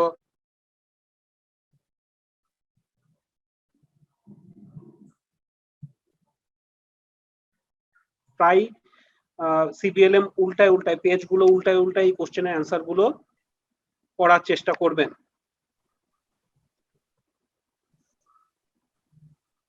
তো আমি এখানে এই বলে শেষ করতে চাচ্ছি। সবাই আমার কথা শুনতে পাচ্ছেন? জি স্যার। জি স্যার, ধন্যবাদ স্যার আপনাকে। Thank you sir. মাঝে মধ্যে আসবেন স্যার। আচ্ছা, ঠিক আছে, আমি আবার এই রিলেটেড আপনাদের কিছু কোশ্চেন করা হবে, আমি কোশ্চেন করে দিব। আজকের করি নাই, আরো দুটো সিবিএলএম শেষ হোক, এবং প্রত্যেকটা সিবিএলএম এর শেষে আমি আপনাদের বলে দিব কোন কোন কোশ্চেন গুলো পড়বেন ভালো করে, এবং কোন কোন জায়গা কোশ্চেনের অ্যান্সার গুলো কোন কোন জায়গা থেকে লিখবেন। আর একই সাথে সিবিএলএমটা বেশি নাড়াচাড়া করবেন, কারণ আপনাদের রিটেন কোশ্চেনের সময় আপনাদের সাথী থাকবে কিন্তু সিবিএলএমটাই। তো সিবিএলএমটা যত বেশি উল্টাপাল্টা করবেন তত বেশি কিন্তু আপনাদের মনে থাকবে যে এই কোশ্চেনের অ্যান্সার এখানে। কারণ আপনারা মনে হতে পারে যে অনেক কিছুই মুখস্থ করে যায়, কিন্তু দেখা যায় যে পরীক্ষার হলে বা অ্যাসেসমেন্ট সেন্টারে যে দেখা যায় যে ওই 20টা কোশ্চেনের সময় একটা দুটো কোশ্চেন আমার আটকায় যায়, ওই একটা কোশ্চেন আর আমি খুঁজে পাই না। আর যখন একটা কোশ্চেন খুঁজে পাই না, তখন দেখা যায় যে সময় শেষ হয়ে যাচ্ছে, আর সময় কুলাতে পারছি না। সে কারণে আমাদের যত বেশি করে আমরা সিবিএলএম এর পাতাগুলো উল্টাবো তত বেশি আমাদের মাথায় গেঁথে যাবে।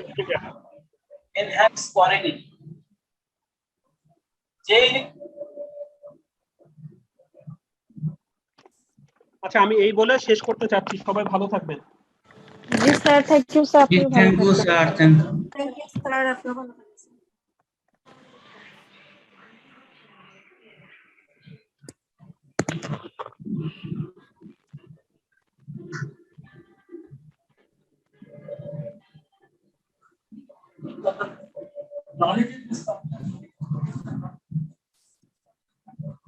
ক্লাস কি এই পর্যন্ত ডান নাকি আরো হবে?